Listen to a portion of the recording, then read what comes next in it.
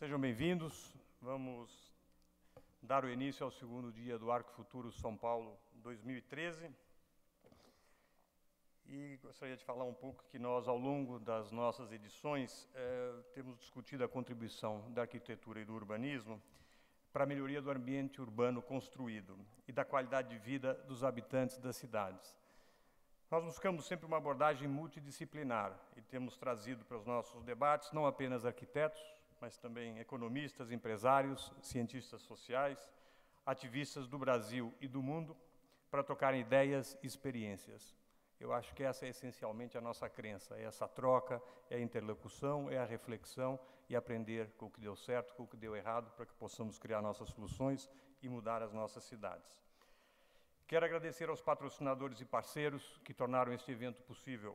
São eles, Governo do Estado de São Paulo, Sabesp, Iguatemi, Unir, Braskem, Oi, Deca, Congás, Piauí e um agradecimento especial à Prefeitura de São Paulo, o Auditório de Ibirapuera e Itaú Cultural. Este evento é uma realização da Bem Mais e do Ministério da Cultura. Peço que vocês não se esqueçam de colocar na urna, que se encontra na entrada, nome, e-mail, telefone, para que possamos enviar o certificado digital de participação no Arco Futuro de 2013. E peço também a gentileza que deixem os seus celulares desligados ou no modo vibratório. O primeiro painel do dia é sobre ativismo nas comunidades. E, ponto de partida, nós temos aqui um exemplo que realmente é uma referência hoje mundial e que tem uma história particularmente interessante. Nós acabamos de viver no Brasil um movimento aí de manifestações de rua bastante expressivas, todo mundo insatisfeito, essencialmente com as suas cidades, e hoje nós ontem tivemos um painel aqui em que a gente trouxe esses movimentos sociais e a discussão, e agora? O que a gente faz? Como nós convertemos isso de fato em resultados? Como nós transformamos as nossas cidades? O Joshua e o Robert têm uma experiência única para contar para nós, são dois moradores do bairro de Chelsea, em Nova York, que se encontram numa reunião da comunidade do bairro para discutir o futuro de uma linha de trem abandonada que percorria o bairro deles. 10 anos depois, com uma articulação política, comunitária e com a iniciativa privada, eles conseguiram criar a Fundação dos Amigos do Highline e criar o Parque do Highline, que hoje é um equipamento público de Nova York, com um número de visitação absolutamente impressionante. Eu acho que essa história é um exemplo para nós, acho que é uma referência para a arquitetura e para o urbanismo mundial, e ninguém melhor do que eles para contar isso. Antes de chamá-los, eu queria contar que nós lançamos ontem o livro deles aqui. É um livro que conta essa história, é quase um roteiro de atuação, com muito humor, com muita alegria e com muita profundidade. Então, esse livro está à venda aqui no foyer do teatro. E lançamos também o primeiro livro do Arco Futuro, onde nós apresentamos a discussão sobre adensamento e mobilidade que aconteceram nos debates do Arco Futuro. Então, esse é o primeiro livro editado a partir dos debates que nós tivemos aqui. Então, Robert e Joshua, please come up.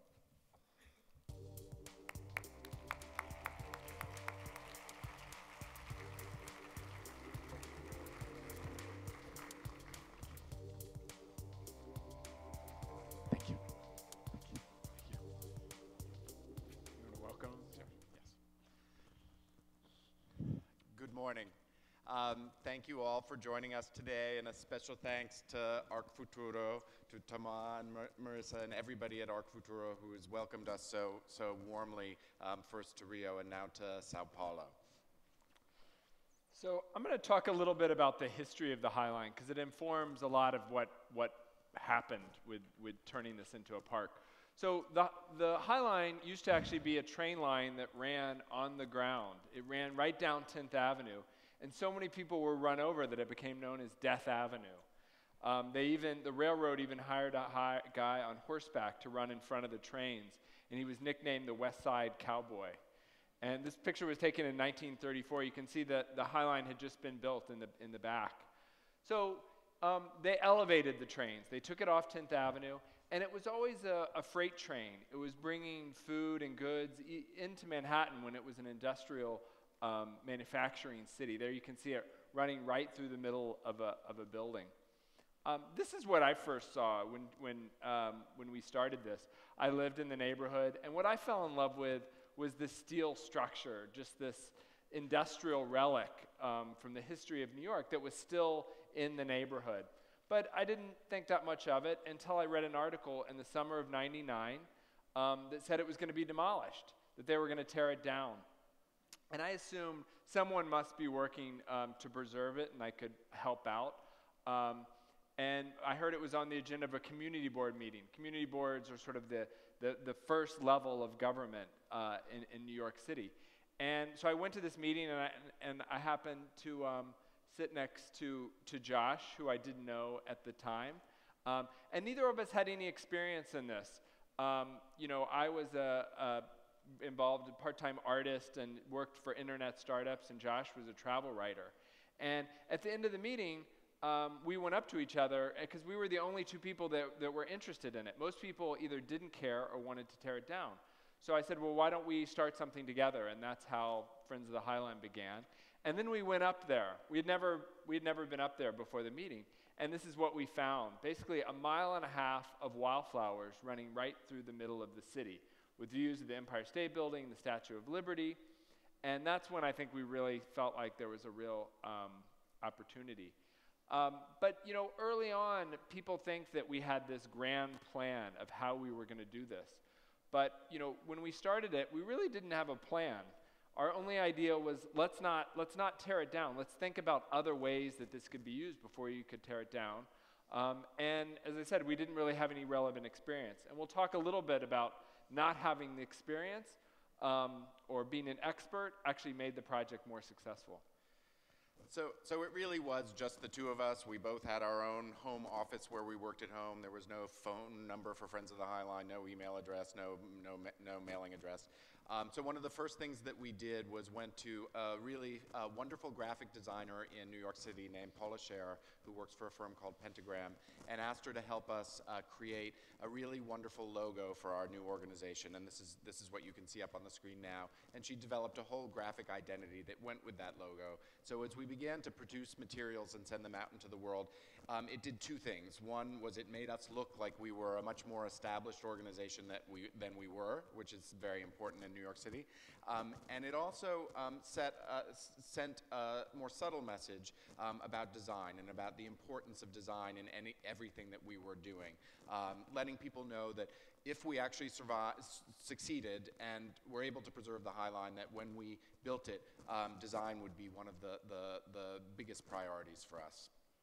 Another thing that we did very early on was overcome a challenge of awareness. Robert talks about us going up there the first time. You couldn't see this from the street. You could only see what was underneath. And the first few times we went up there, we took our own pictures, but they didn't look very good. It looked like a field of weeds. And so we brought in a really amazing American photographer named Joel Sternfeld to document the landscape that was up there. And these images really served as our greatest advocacy tool. People would see these images and fall in love with them. And then another thing happened. We decided not to present designs right off the bat. One of our first board members advised us that as soon as you create a design, you're giving people things that they can possibly object to. So we decided, people are so captivated with these images, let's let people imagine for themselves what could possibly happen up on the Highline. And that proved to be a really powerful tool and ultimately affected the design itself when it came time to make a design, because people were so in love with this landscape that they really wanted us to go down a path like this. There was a precedent in Paris that had been done about 10 years earlier called the Promenade Plantée. It was very different from ours in that it was an older structure. The process of its transformation was led by government, not led by the community. And it was a more traditional landscape design. So even though it was very different, it was a very useful precedent to be able to tell people that something like this has been done before.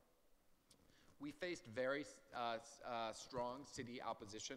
This was our mayor at the time, Mayor Giuliani. He was in a very unpopular phase of his administration. And so in many ways, the city's opposition served as a catalyst to us. By telling people that the mayor was against us, it was a way of actually bringing people on. We could show people pictures of the Joel Sternfeld images that we've just seen, or we could tell them about our vision. But if that didn't captivate people, if you told them that the mayor was against it, they actually said, well, then it must be a good idea.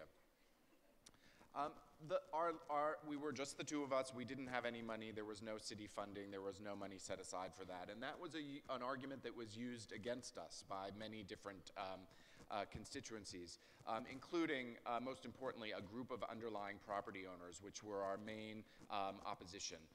When the High Line was built, property owners had sold an easement to the railroad that allowed the High Line to land on their properties.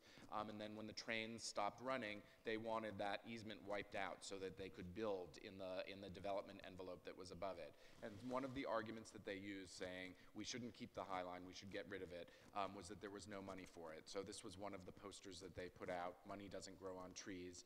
The last time we checked, it wasn't growing in the weeds of the High Line either. Sort of ironic, because these property owners in the end ended up making a great deal of money off of the High Line.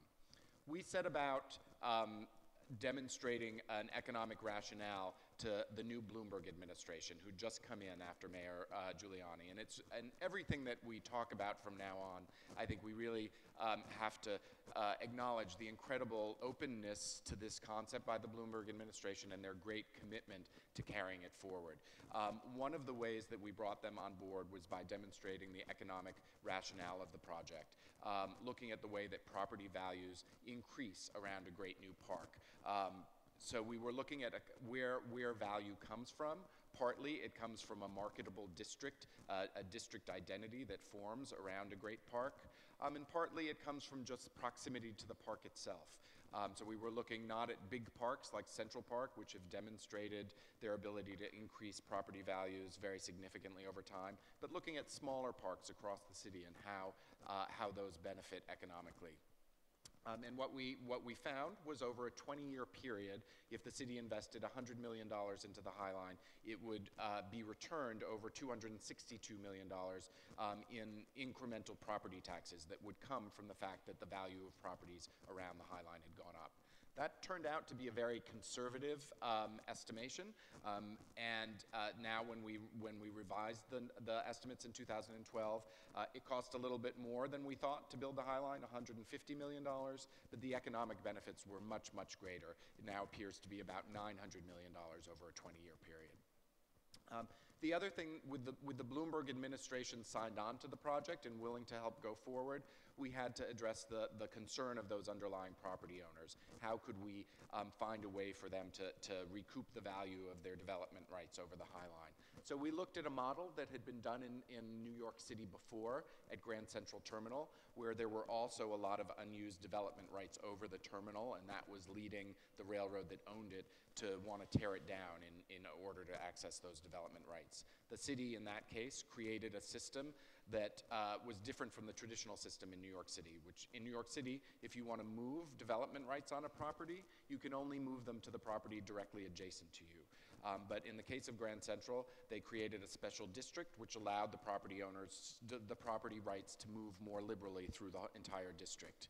And that's what we ended up doing in partnership with the city for the High Line. Looking at the High Line neighborhood, beginning to identify areas along the avenues where new residential development could go in, and then identifying property rights associated with the High Line that could ultimately move to those new development sites, thus giving the underlying property owners a way to recoup the value of their investment. So even with the Bloomberg administration on board, we still didn't have any money to build it. The underlying property owners were still suing us to tear it down. And most people had no idea what the High Line was. Even people who lived in the neighborhood didn't know what it was. So, you know, people kept saying, well, do a design competition, but we didn't have any money to build it. So instead, we did an ideas competition.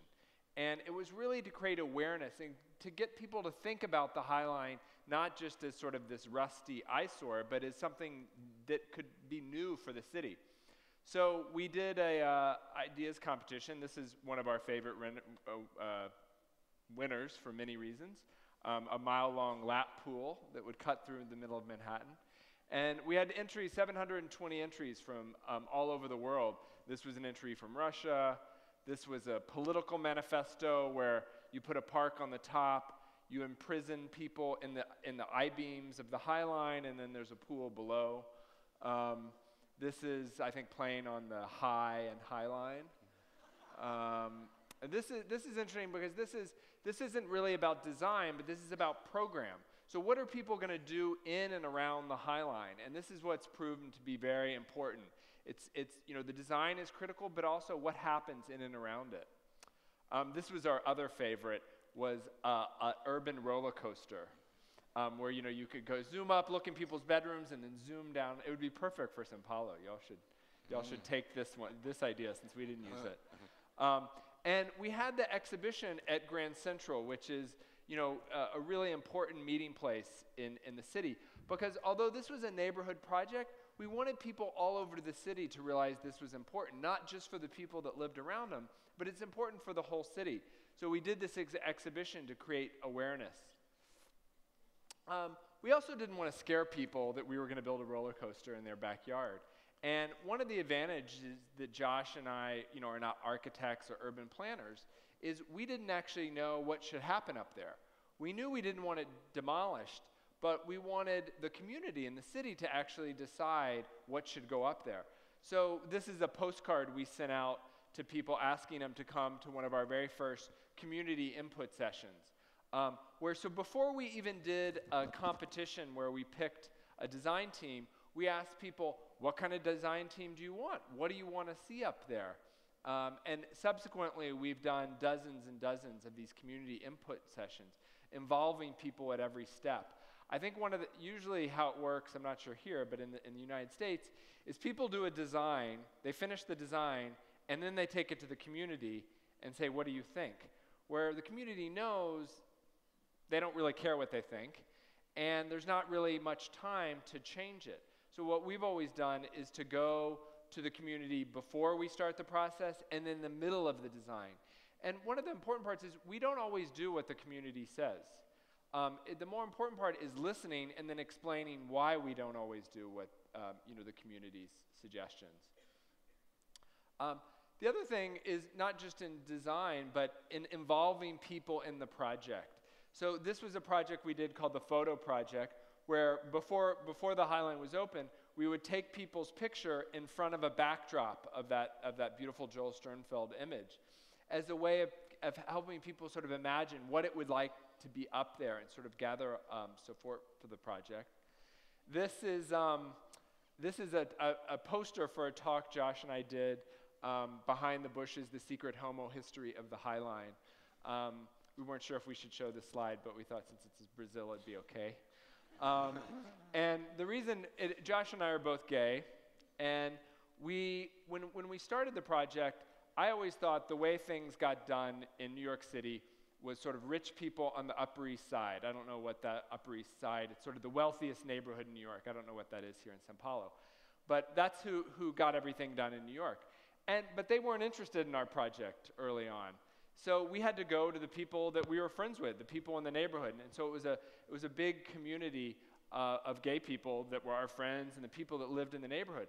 So when we first started, that was the base of support. And I think it's just an example of, you sort of use whoever is in your neighborhood, whoever's in your network to get things going. Now, we also had to get political support, not just, handsome naked men. But as Josh mentioned, the Bloomberg, our mayor, and this really, you can Josh talked about fighting Giuliani and fighting City Hall, but you can only do so much fighting. Eventually, you have to figure out a partnership, and we were so lucky to partner with the Bloomberg administration. That's Hillary Clinton, when she was our senator. She provided funding. Amanda Burden, who was the planning commissioner. And it's really been a partnership with all of us. And I love this photo because none of them are looking at each other. I don't know if Brazilian politicians, they don't have to acknowledge each other when they're together.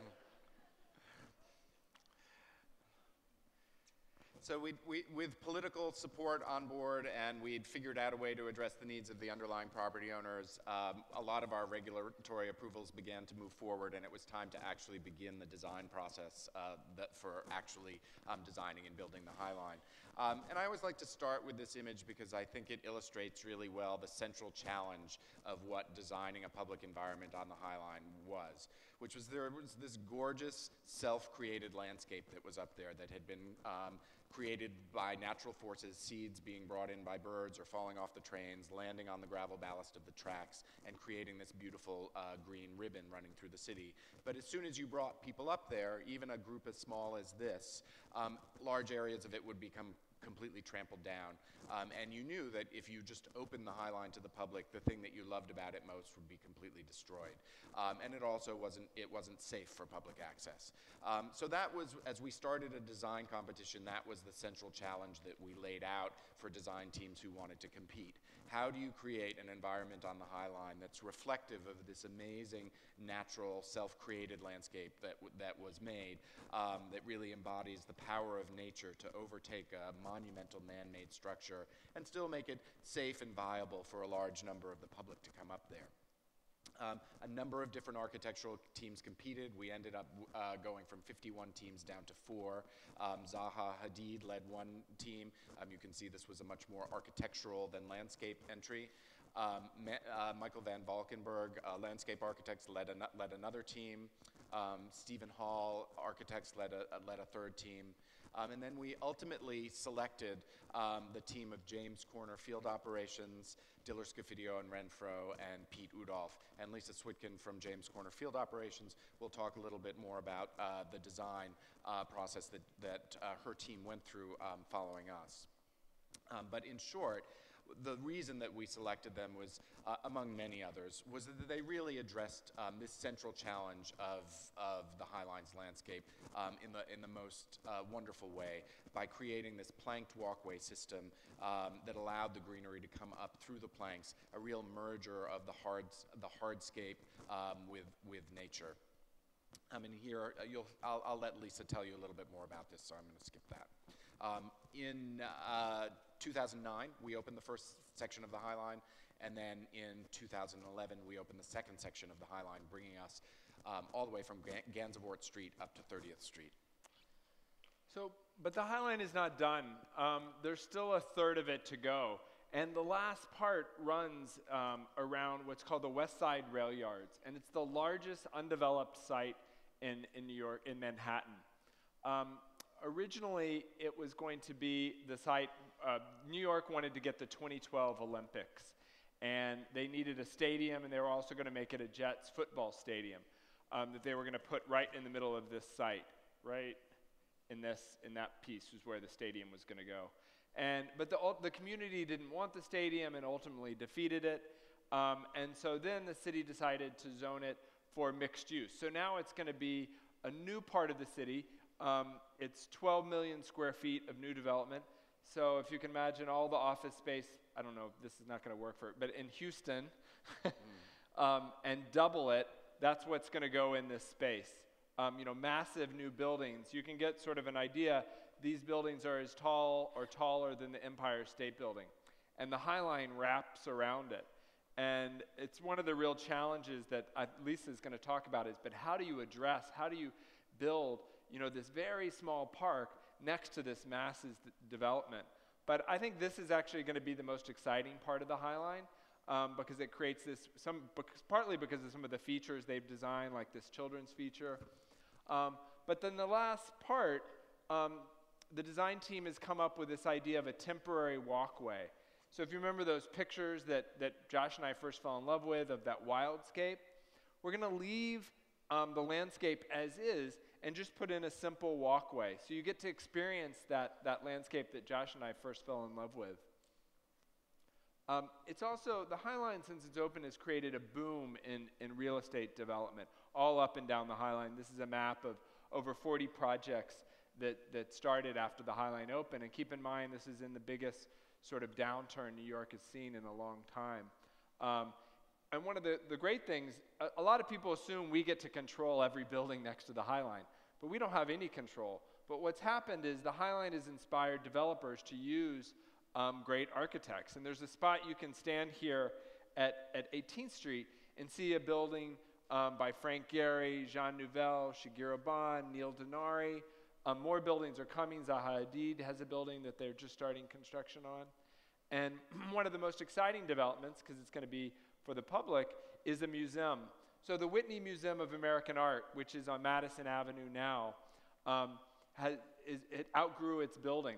So they're actually moving to the base of the High Line in this building designed by Renzo Piano, and it's going to open in 2015.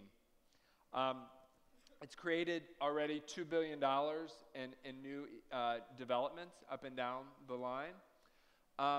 So when we started, we thought the High Line would get about 300,000 people, 300,000 visitors a year. You know, that's how much a mid-sized cultural institution gets in New York, like the Whitney or the Guggenheim Museum. Last year, we had 4.5 million visitors come on the High Line. This is just to give you an example of sort of how that compares. So we had almost 2 million more visitors than MoMA last year. So all of those visitors present challenges and opportunities for us. The big challenge is all of the other institutions that you saw on that graph were cultural institutions that charge admission.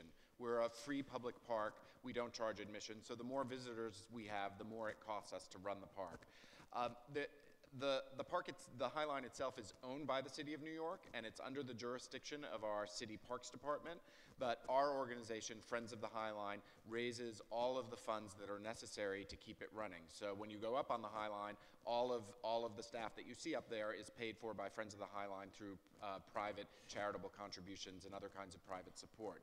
The great model for this, and it's a relatively new model in New York City and around the world, is the Central Park Conservancy, which after in the 1970s, when New York City experienced extreme financial distress, the Parks Department budget was very severely cut. And that led to a very serious decline in the condition of Central Park, the great jewel of New York City's park system. And so a group of private citizens came together and began fundraising to support the maintenance of Central Park. And the reason Central Park is so beautiful when you visit New York today is because of the extraordinary work of the Central Park Conservancy. We've followed that model. The city said we can help you with construction funds to build the High Line, but we won't have any money to help you maintain it. So all of the funds will have to come from you. So again, as we go up there, that's our staff, and it's actually much bigger than this group right now. This was taken a few years ago. Everybody is paid for by gifts that we get from the private sector, corporate funding, and other kinds of private support. What that pays for is our horticultural maintenance of the High Line. You can see that some of the challenges of doing that, we're maintaining a very complex horticultural environment, 30 feet in the air in a very shallow soil depth, often over moving traffic. We're right now a mile long, we'll be a mile and a half long. Just emptying the trash cans can involve a 1 mile walk. Many of our staff walk 10 miles a day in their work on the High Line. Even though we have irrigation, our gardeners have to irrigate special areas between the planks that require special attention.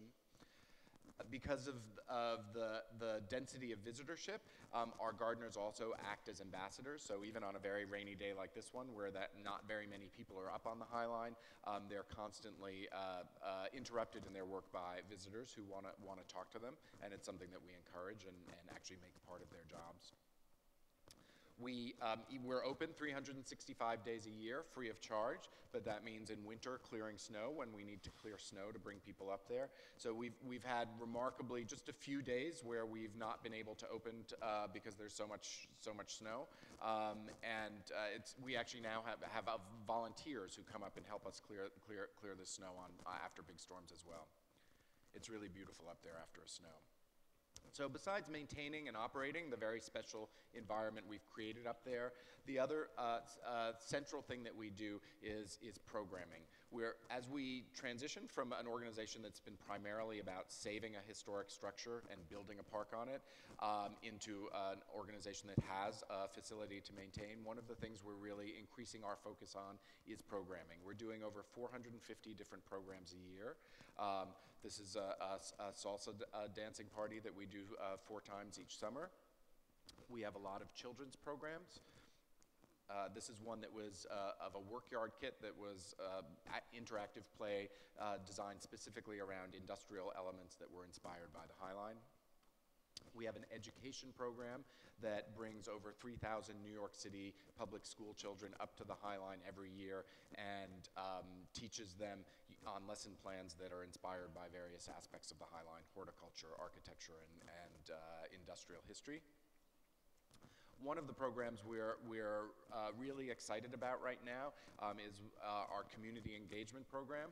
We found early on there are 2 publicly subsidized housing complexes quite close to the High Line for low-income residents, and they're actually our largest group of residents near the High Line. There's a perception of our neighborhood as being very affluent, but the largest groups of residents close to the High Line are actually low-income neighbors. And we were finding that they weren't coming to the High Line with the regularity that we had hoped and expected, and so we wanted to find out why.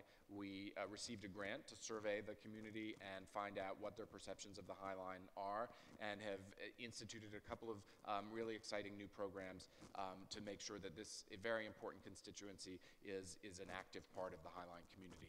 So we've hired new staff dedicated to this effort.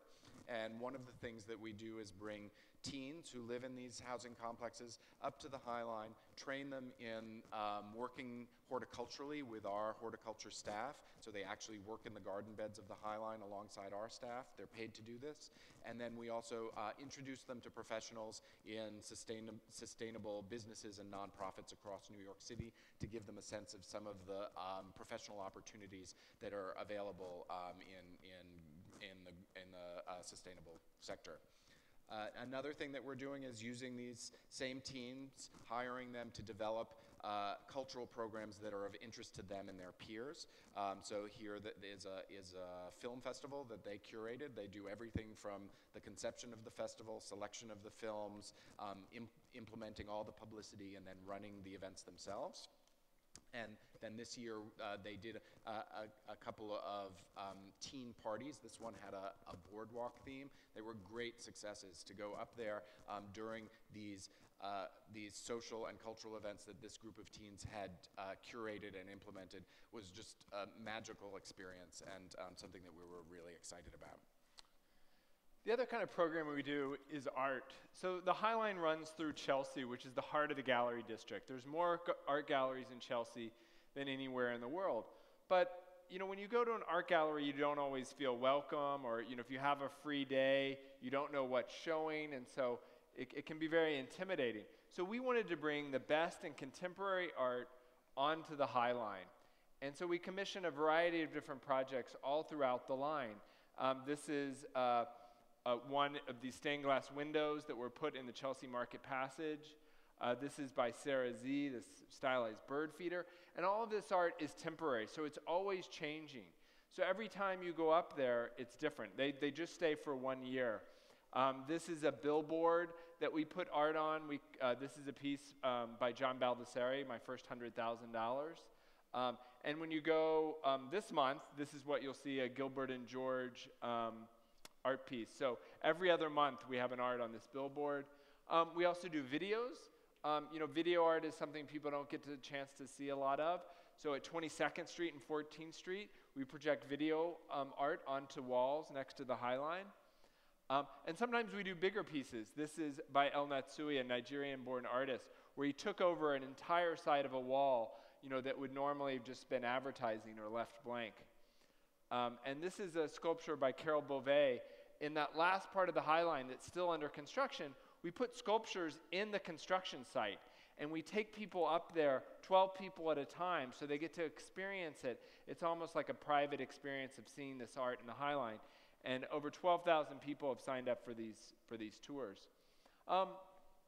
You know, when I first started getting involved in parks, I thought the number one thing people like to do in parks was exercise. That's not true. The number one the thing people most do in parks is eat. And so we wanted to figure out ways to bring people together through food. So this is what we call the social soup experiment, where we set up these long tables on the High Line and served soup. It's coming up actually next month. We do it every fall as a way of bringing different people in the community together on the High Line. But you know, a lot of these things Josh and I have talked about are things that we put together, the things that we think should be on the High Line. To me, the real success of the High Line is that people in the city use it how they want to use it. When we first opened Section 1, we accidentally had one of our lights shining into a woman's apartment, into her bedroom. And she called us and complained, and we didn't do anything right away. So she decided to make the best out of the situation and got a friend of hers that was a cabaret singer to stand on her fire escape and serenade people on the High Line. And it became known as the High Line Renegade Cabaret. And it would happen, you know, a few times every week until the fire department ultimately decided that's not how you're supposed to use your fire escapes. But you know, to me, it's just an example of the way that the city takes hold and can change things in ways that you would never expect. And that's, to me, the real magic of the High Line. Thank you all.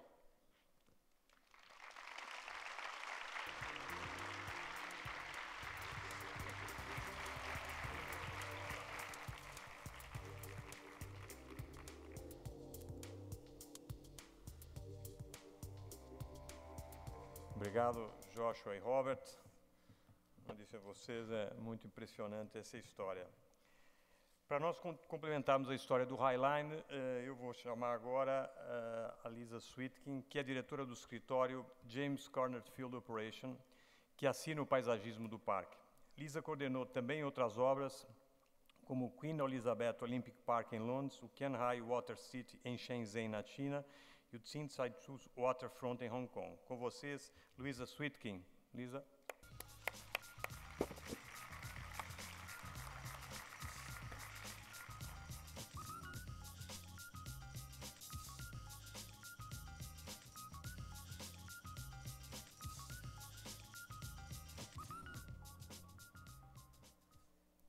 Thank you very much. It's a great pleasure to be here. Thanks to Arc Futuro and to everyone here who's been so generous in showing us their great city.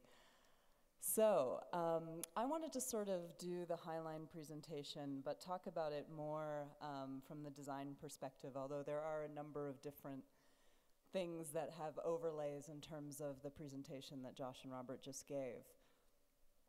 I actually always really like to start with this image because I find it is a summary of the kind of two main inspirations that we had on the High Line, both its sort of history as a working rail line that you see to the left, and also its history as an abandoned landscape that you see to the right. In 2004, James Corner Field Operations entered the High Line design competition as a collaboration with Diller Scofidio and Renfro, Pete Uldoff, and a number of other multidisciplinary team, including engineers, lighting designers, historic preservationists, etc. We purposely formed a team that blurred disciplinary boundaries, like the High Line itself. We were not a sort of traditional landscape architecture practice, and DSR was not a traditional architecture practice. And we thought that this would actually be special for the High Line, which was not a traditional project. There was an unsure classification early on in the beginning. They didn't even know if it was going to be a park and go through the New York City Parks Department, if it was going to be a pedestrian overpass and go through the Department of Transportation, if it was going to be a building or a structure and go with the Department of Buildings. So everyone had sort of fallen in love with the Joel Sternfeld photographs that captured really an ephemeral moment in time, and it opened up people's imagination of an industrial relic as a perspective landscape in the sky. But what we actually found was something very different. Oops, does that video work? I hope. I don't know if they can help me with that up there, because I wanted to show you this video of what was actually there. and talk through some of our impressions. Because of course there was the magic and opportunism of the found object, where nature had overtaken this man-made object. But it was also a truly forgotten space. It was abandoned, there were needles, condoms, invasive species, garbage.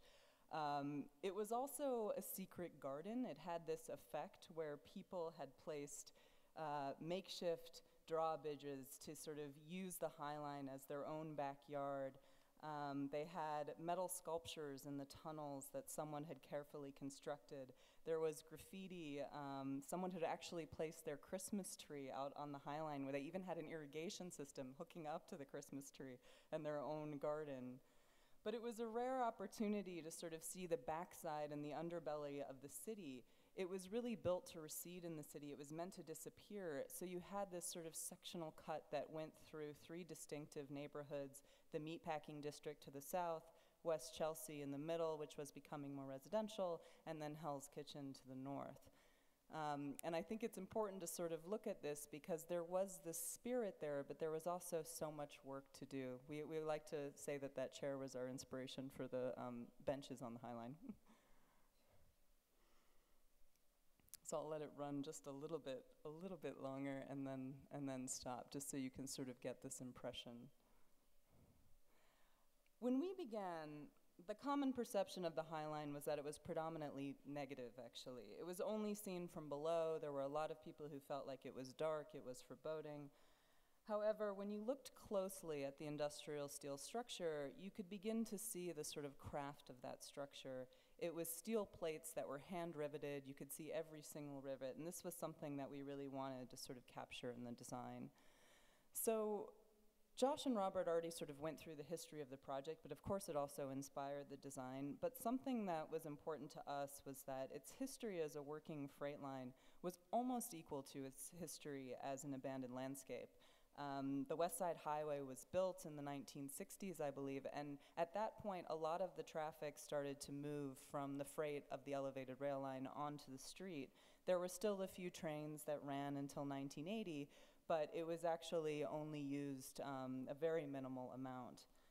And in the 1980s, it really became a hypothetical project in the design community. It was triggered by this project by Stephen Hall, which you can see in the top, where he sort of projected a number of different development or buildings.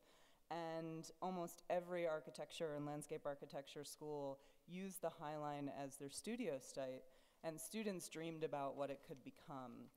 My actual master's in landscape architecture in 2000, I also had the High Line as a site. I sort of sometimes like to look back at what I proposed at that time and see how different it is from what I proposed in actuality later on. In 1987, the Dia Art Foundation also opened in Chelsea, which was leading the transformation of the neighborhood into an arts gallery district. So this was another moment in time that was very special. And then along through the process of Friends of the High Line being formed, beginning to save the structure, going through the administration change, and the ideas competition in 2003. So when we started the competition, we had a strong view that the High Line shouldn't be like the city streets below. We really wanted to find a way to maintain and amplify the sort of illicit character of the High Line, to capitalize on what was there and grow something new out of this something that was old. And we sort of like this image. It's actually how most of us entered the site from the beginning, believe it or not. And, but this deep sort of contrast between the sort of grand promenade of the street and this sort of more special, slower space above. We also, one of the first things we did was we performed an ecological survey that captured the sort of subtlety of the different microclimates that had formed along the length of the line, reacting to whether it was sheltered and enclosed by buildings, if it was open and exposed to the river, if it was in light, if it was in shadow, if it was wet, if it was dry. And this was very sort of localized survey and investigation really informed the design. We began to think about how to make these microclimates visible and legible in the design itself. And it also informed the sort of choreography of the High Line, which was, you know, always meant to be this immersive experience and sort of episodic walk, surreal journey in the city, but at the same time that it was perceived as a single entity, we wanted it to also have a number of unique punctuations or features that responded to local conditions. So it's important to remember that the notion of keep it was not a given when we started. There were many proposals that wanted to demolish all or portions of the High Line, and others that wanted to completely transform it. And early on in the process, we developed this mantra, which sort of stayed with us throughout the entire design: keep it simple, keep it wild, keep it quiet, keep it slow. We also took a position between total preservation and total transformation. These are slides that were actually part of the competition entry. We sort of understood the reality and the necessity of making it sort of open and public, and at the same time, we didn't want to lose the sort of spirit and magic of the place. And very early on, this is actually written, what we had said was that more than half of the project was already in place. We said, as a singular autonomous entity, the High Line has grown its own ecology, its own ecosystem. The surrounding city fabric, too, has evolved its own ecology of use, economy, cultures, and identity. The two are separate. And then we pose the question, what will happen when they are linked? What new ecologies will grow here? And I actually think when I was just reminded, seeing the previous entries before, I mean, it was probably that kind of balance, that position between something like what Zaha Hadid proposed and something that Michael van Valkenburg proposed. We really were this kind of balanced effect in the middle. So this was the problem. It was a problem that everyone sort of had to deal with in terms of the design. It was really that there was this narrow width, there was a narrow depth, and how could we make it accessible and safe to the public, but not sort of have this very standard, typical relationship where you would have a path to one side and the plants to the other. And this was an early inspiration where we sort of had the weeds coming up through the cracks, this sort of blend of the hard and soft materials where it was difficult to distinguish, you know, what had come first. So our solution was to think about a new surface, a sort of new integrated surface that blended the paving, planting, seeding artifacts, and that was really taken edge to edge with this idea of the planting coming up through the middle, through the cracks. And that also informed a larger thinking. This was an early diagram that we called a framework plan, which instead of sort of being very specific about what belonged where along the entire length of the line, instead we started to think about ratios of hard and soft, areas that could actually have more paved surface, where it was a little bit wider, where it was in the meatpacking district, where we expected more people, areas where it was actually a little bit narrower, where it would become softer, where it was in the residential neighborhoods, and had to be a little bit more you know, friendly sort of to the neighbors that were right close up to the High Line itself. And the important thing about this planking system, which really was the underlying concept behind the whole thing, was that it provided this consistency that the High Line would sort of remain as this sort of powerful ribbon that it was, cutting through the fabric and the diversity of the city, but at the same time, it would allow for you to sort of manipulate it and change it and have different types of landscape environments and other things grow through it. And on the bottom, you can just sort of see a kind of playing out of all of these different things that could happen.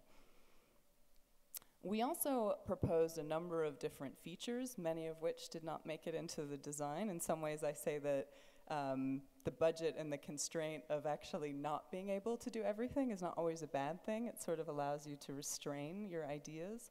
But these were really meant as provocations to think about different types of things that could also happen along the way.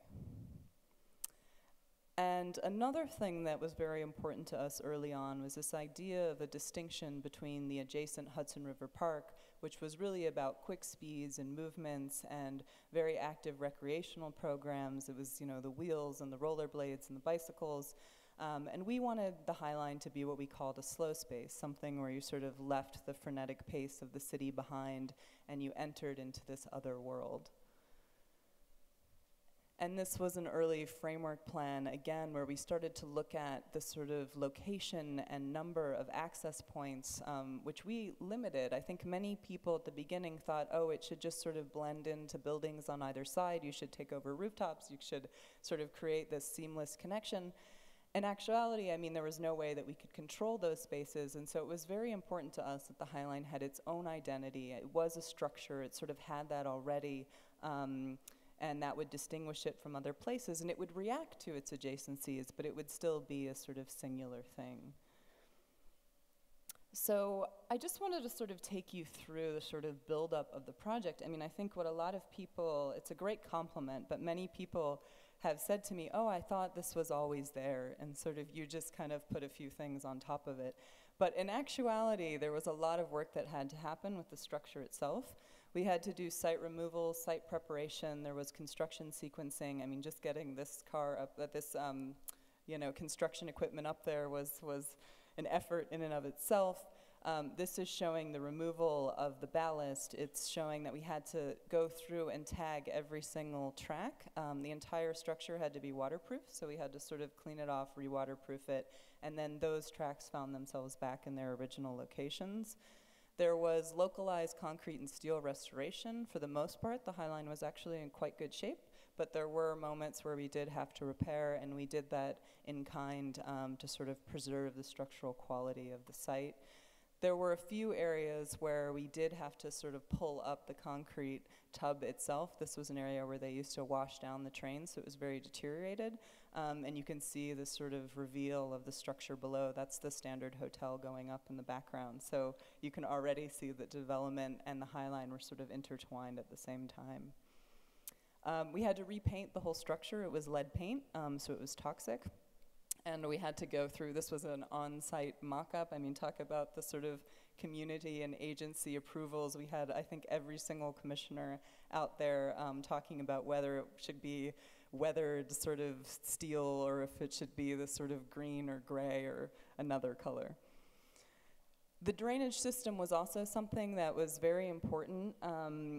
We wanted to sort of look at a way to make this a 6-acre green roof that was more sustainable, where we could actually hold most of the water on the High Line itself. So we put this new layer on top that worked with the pathways, so that you had the high points underneath the pathways, the low points were in the planting beds, so that the water would actually move into the planting beds itself.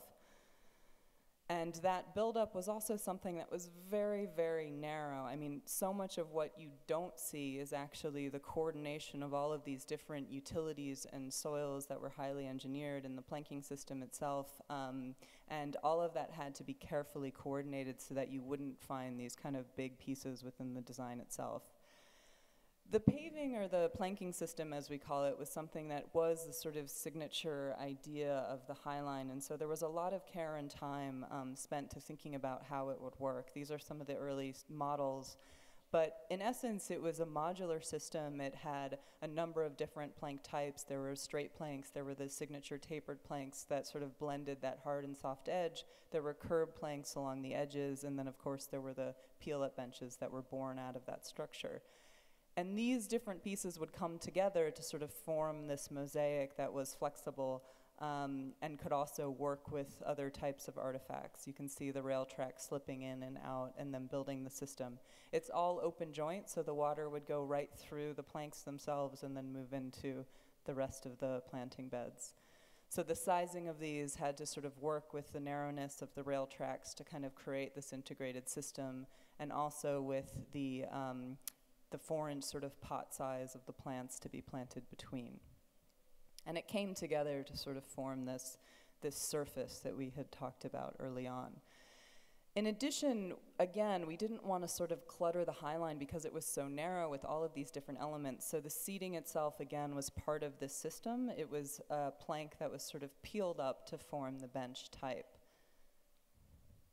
And they were sort of grouped in some areas where we had space to create very social situations, and they were much more sort of intimate, personal situations in other places. Probably one of the greatest things about the peel-up is how it's been used in ways we could have never imagined. Everybody finds a sort of new way to use the peel-up bench. There were other seating elements that we designed that looked at how we could sort of do something different with the High Line structure itself. These are a series of chaise lounges that you could actually move if you wanted to be closer to your neighbor, if you wanted to be farther away.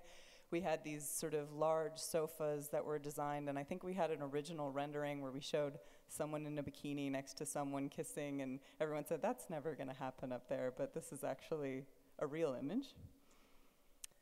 And the planting design was also something that was incredibly sort of special. It's become one of the great features of the Highline. Early on, we actually, Friends of the Highline organized an event where they collected seeds, and these were put in the Native Plant Center, and some of these species were things that inspired the design itself.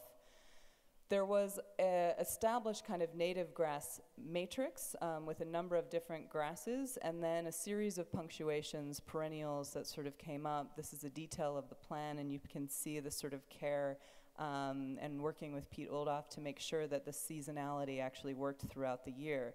And that's one of the other great things about the Highline is every time you go up there, you have a very different landscape, not only in terms of the spring and the fall and the winter and the summer, but in the times where there are a lot of blooms in the summer and the spring, you go up and week to week it's actually different because something else is in bloom. This is just showing you the sort of narrowness of the depth that we had to work with. It was about 18 to 24 inches. And the installation of the plants itself, these are individual pots being placed. And of course, the Highline sort of plant palette is now something that is quite famous. Most parks, you know, where only people are exposed to lawn or specimen trees, it was something very different. There's over 220 species on the Highline, and they're integrated with the sort of historic railbed landscape. I'll flip through these quickly, but just so you can begin to see the variety of the species that are up there. The lighting was another thing that was quite important. We wanted to make sure that all lighting was below eye level, so the idea was that you could actually see the city beyond. It's one of the great things when you're up on the Highline at night. We also had, so the idea was that you wouldn't see the fixture. It's actually embedded into the railing, and the railings, for the most part, were just shy of code. They had to be lifted just a little bit, and the light rail actually did that job without harming the original historic rail. We sort of joke that somehow, you know, the code was fine for fully loaded freight trains, but a person had to be upgraded. And some of the images of the lighting at night, it's a very different effect and feel. The sort of dramatic mood and quality of the Highline at night is quite different than during the daytime.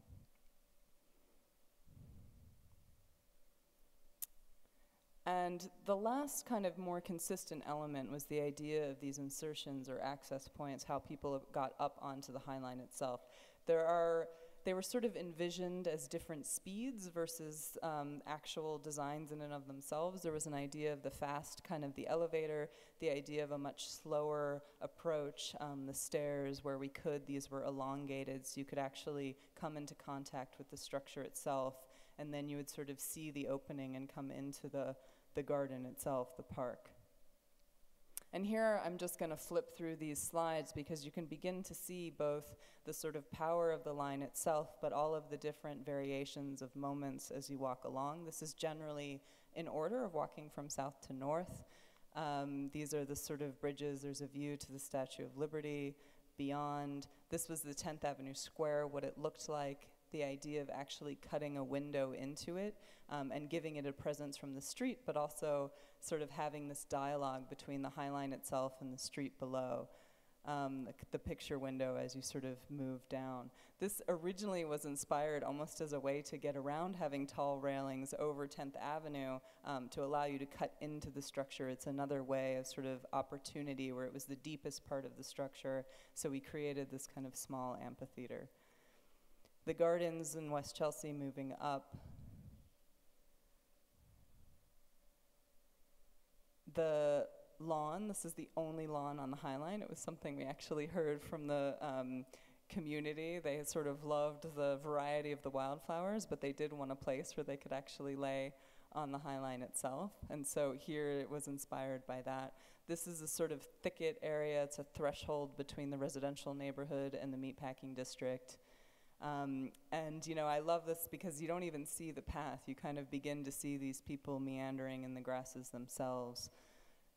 Moments where, again, it sort of reveals itself onto the street below. This was a sort of recalling an old billboard that sort of hang on the edges of the Highline, but now creating a new dialogue with the city where you could actually see in and out. and the cutout at the very end. So for section 3, you would think because we had done the first 2 sections that this would be much easier, but in fact it's proved to be an incredible challenge. We're in construction now, but it's a completely different world. We sort of talked about this as Highline 3.0. There was kind of the historic meatpacking district. You went through the adapting neighborhood fabric of the West Chelsea area with new buildings turning towards the Highline mixed with historic buildings, and then entering into what we called this brave new world, because we don't have a context to react to, and we know that there's going to be this sort of major development. In addition, the Highline actually changes orientation here, so it's moving east-west instead of north-south, and it has this very powerful kind of moment where you have both the sort of city and the river, and there's this powerful presence of the river. It gets the closest to the river than it does anywhere else. Josh and Robert talked about, you know, this kind of new development, but here, I mean, you can barely see the Highline. It sort of gets engulfed by the sort of largeness of the buildings above. Here, in fact, the building actually sort of tunnels over it. This is actually quite long here. It's about 80 feet, but at the same time, the Highline is kind of eaten by the adjacent developments.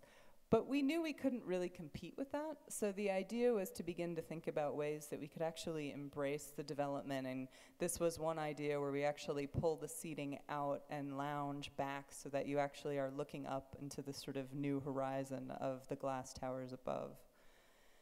We also sort of wanted to think about this site as being just a little bit different, so you would recognize the kind of DNA of the Highline, but it would be slightly different. There would sort of be a small mutation. So the peel-up bench, which was highly successful, here it actually transforms, becomes a long bench, becomes a play feature, becomes a picnic area, or becomes a kind of different conversational bench.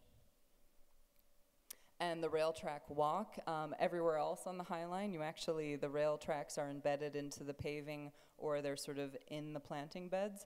And here we wanted to allow for a moment where you could actually walk on the rails and go down into the old sort of rail bed landscape. And they also help to kind of create secondary pathways in an area where we know there's going to be a lot of people. This is the bridge at 11th Avenue. It's sort of a moment where you sort of have the release of the buildings because it's over a cross street.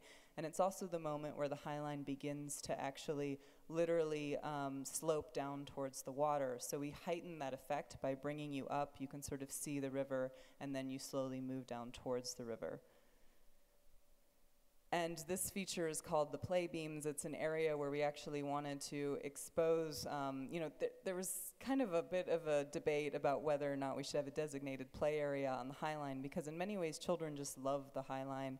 They use it in many different ways. There's not a sort of designated place for them. But we thought about if there was something that we could do for children here and make it unique to the Highline itself, what could that be?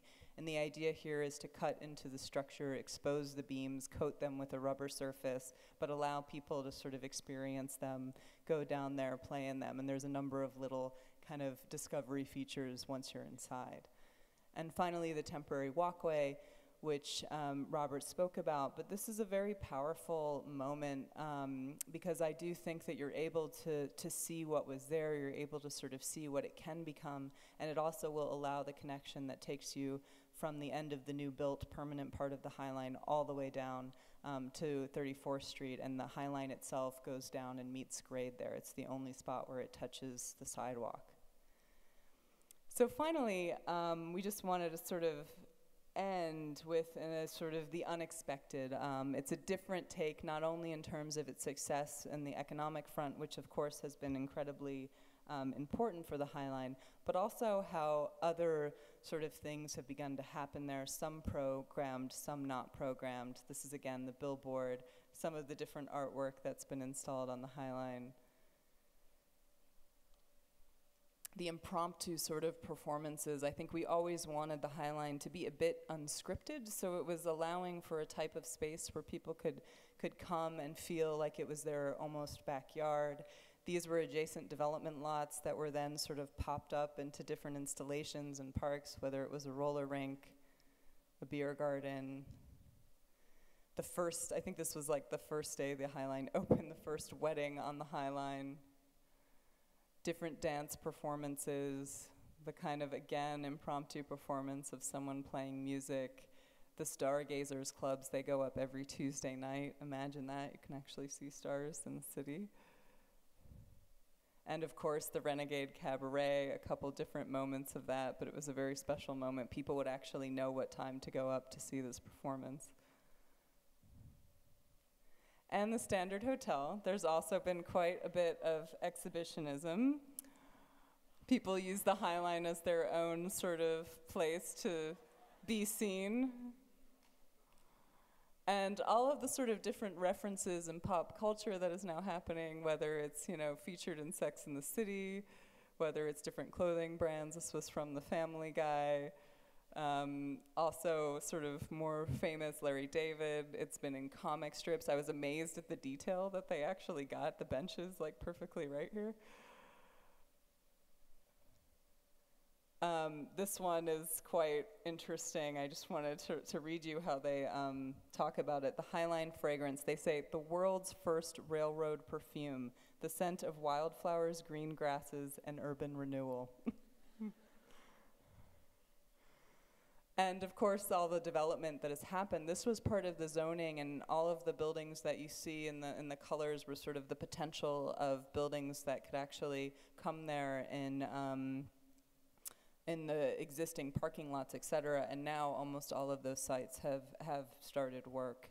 And it's become, again, this sort of place where so many different architects, I mean, New York is a city that 15 years ago, I remember there weren't sort of many new architects doing work there, and now suddenly this is almost like a place for them to kind of land.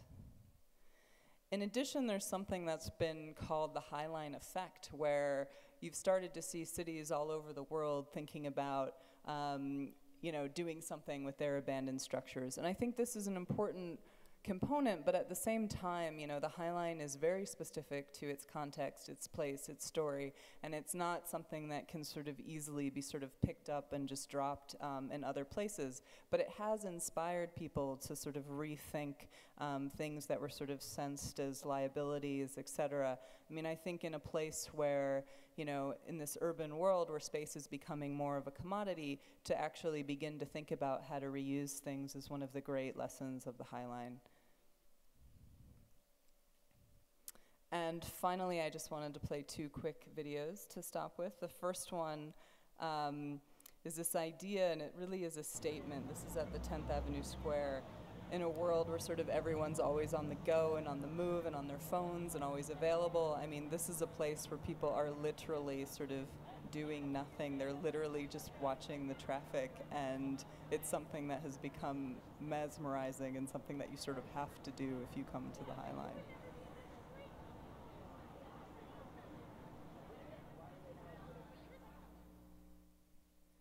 And we can sort of let this play, I think, as we're concluding here, but this is just a sort of speed walkthrough. So it goes through the whole line, the built parts of the line now. And I think that something very special about the High Line is, as an encounter, it's sort of brought back the lost art of the promenade. I think a lot of parks used to be places where people would walk, and this is something where people actually do that walk. It's not about just going to a singular place, but going up to the High Line, seeing your city in a very different way if you live there, or if you're coming there, sort of beginning to see the city in a very different way just by floating above it, 30 feet above, in this sort of garden in the sky. Thank you very much.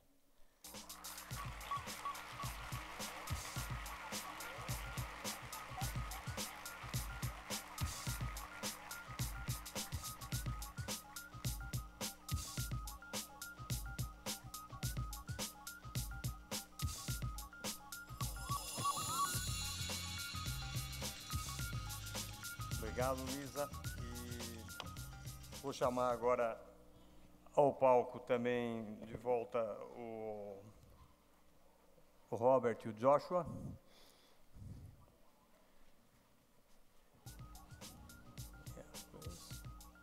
E vou apresentar os demais participantes aqui do debate. Primeiro, eu queria contar para vocês que nós organizamos esse ano o Arco Futuro de uma maneira diferente. Ele normalmente acontece um semestre no Rio e no segundo semestre em São Paulo.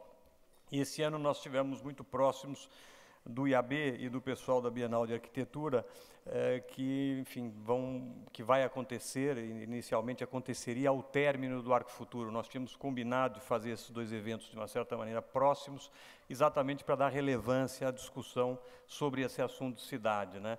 O tema da Bienal desse ano é cidades, modos de fazer, modos de usar, e a gente achou que tinha muita relevância e dá esse peso maior a essa discussão. Infelizmente, por uma questão, enfim, operacional, a Bienal acabou postergando aí 2 semanas a sua abertura. Mesmo assim, enfim, a gente continua vendo aí um link muito grande, fica já aqui a indicação para vocês, porque acho que tem um trabalho muito bem feito que está sendo feito, e a recuperação de um prestígio e de uma relevância que a Bienal teve, e que a gente acredita que com essa nova gestão vai recuperar. Então, eu queria também chamar ao palco o Guilherme Wisnik, que é diretor em História da Teoria da Arquitetura pela USP, onde é o professor e é o curador da 10ª Bienal de Arquitetura de São Paulo. Guilherme, por favor.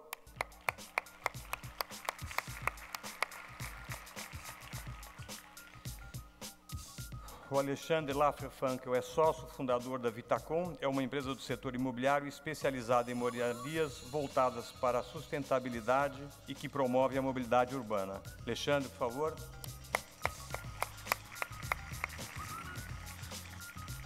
Para mediar o debate, nós convidamos Raul, que é o correspondente da Folha de São Paulo em Washington e bolsista da Fundação Eisenhower Fellowships em Estudos de Urbanismo.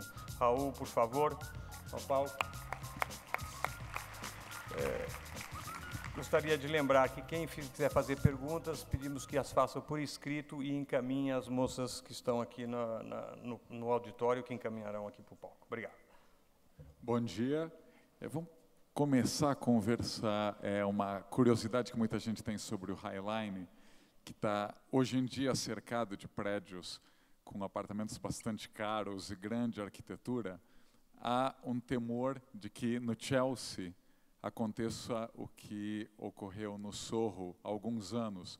As galerias de arte tiveram que sair do Sorro, o metro quadrado ficou caríssimo e mais ou menos as pessoas que desbravaram o Sorro tiveram que sair.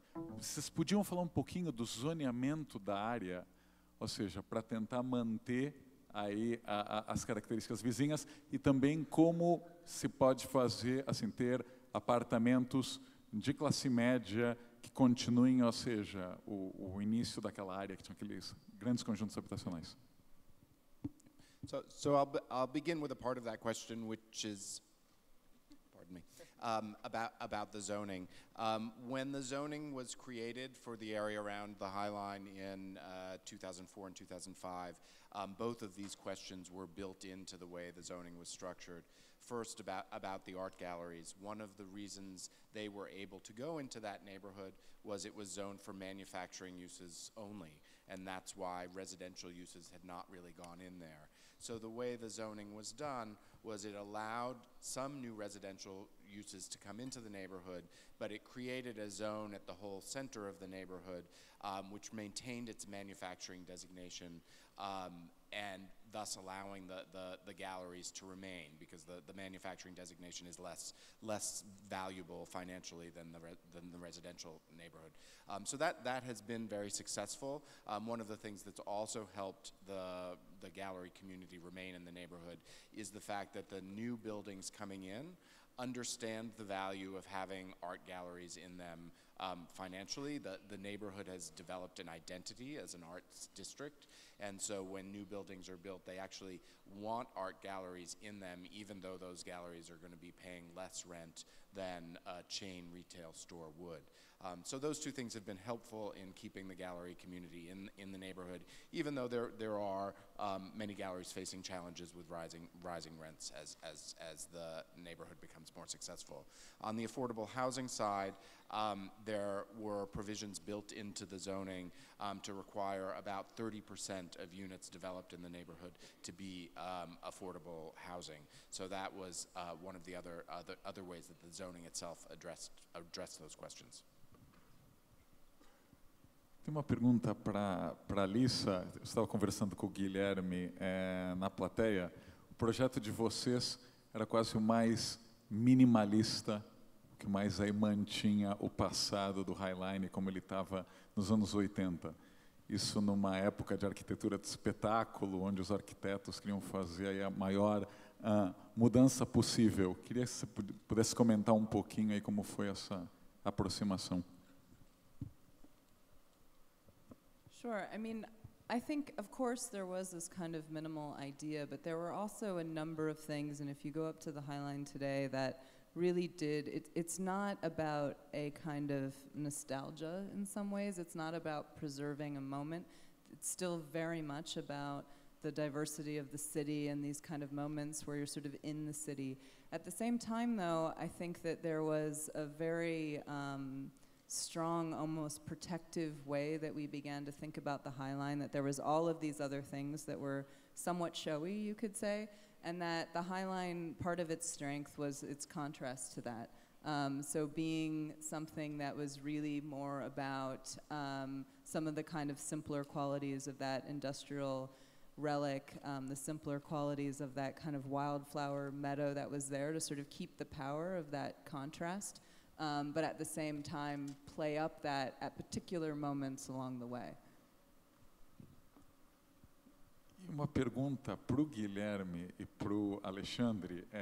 Imagino que, atrapalhando um pouco que a plateia vai perguntar bastante sobre o minhocão, acho que eu vou começar já a questão, porque eu sei que a Bienal de Arquitetura desse ano vai falar do minhocão. Se o Guilherme podia comentar um pouco o que ele acha demolição versus preservação e o risco de que muita gente hoje queira simplesmente copiar o Highline, e às vezes nem todas as cópias funcionam. E no caso do Alexandre, como ele vê aí a participação de iniciativa privada e sociedade criando espaço público. Aqui no Brasil, não só apenas em São Paulo, nós costumamos falar, por que a prefeitura não faz um parque no Minhocão? Exatamente o oposto de Nova York, onde o prefeito era contra.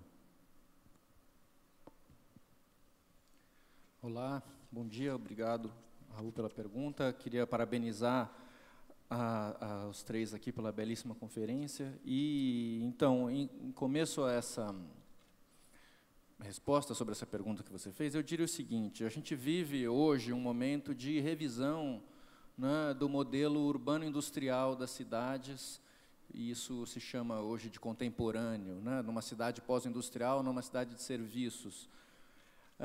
Recentemente morreu, acho que todo mundo viu pela imprensa, o grande crítico americano de esquerda Marshall Berman, que escreveu muito bem sobre isso, né? Inclusive, sobretudo, a propósito das transformações da cidade de Nova York. Ele usa uma expressão que eu acho muito feliz, no caso, que ele chama de a tragédia do desenvolvimento, né? E a tragédia do desenvolvimento, ele figura na imagem de Robert Moses e, portanto, na contraposição com Jane Jacobs, a grande ativista americana, feminista dos anos 60, que eu acho que cuja ação talvez esteja na base de muito do que o Friends of Highline tem feito.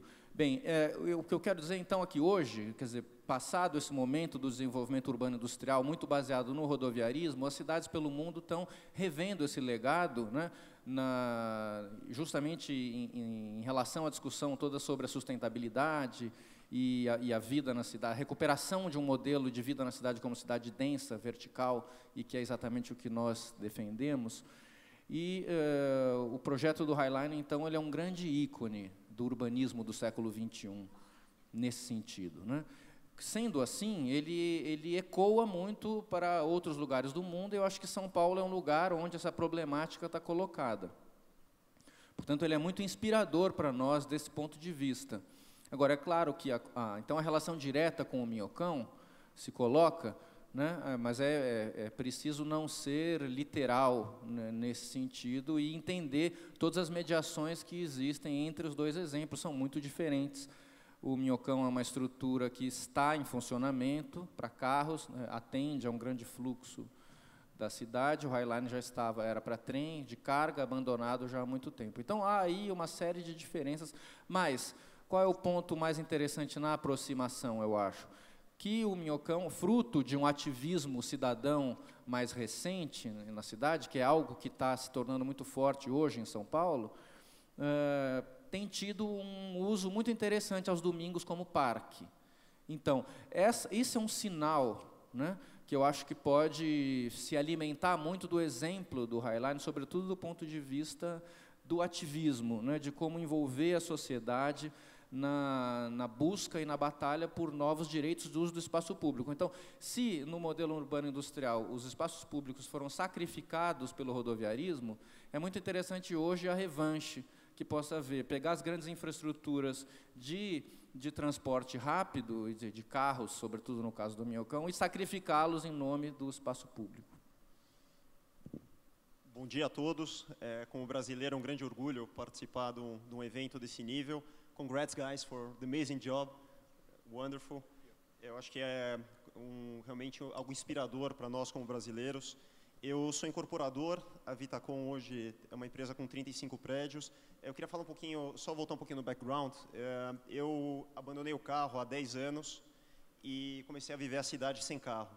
E tomei isso como uma motivação e como criar uma cidade mais amigável, com menos trânsito. Eu achei que as pessoas tinham que mudar o estilo de vida.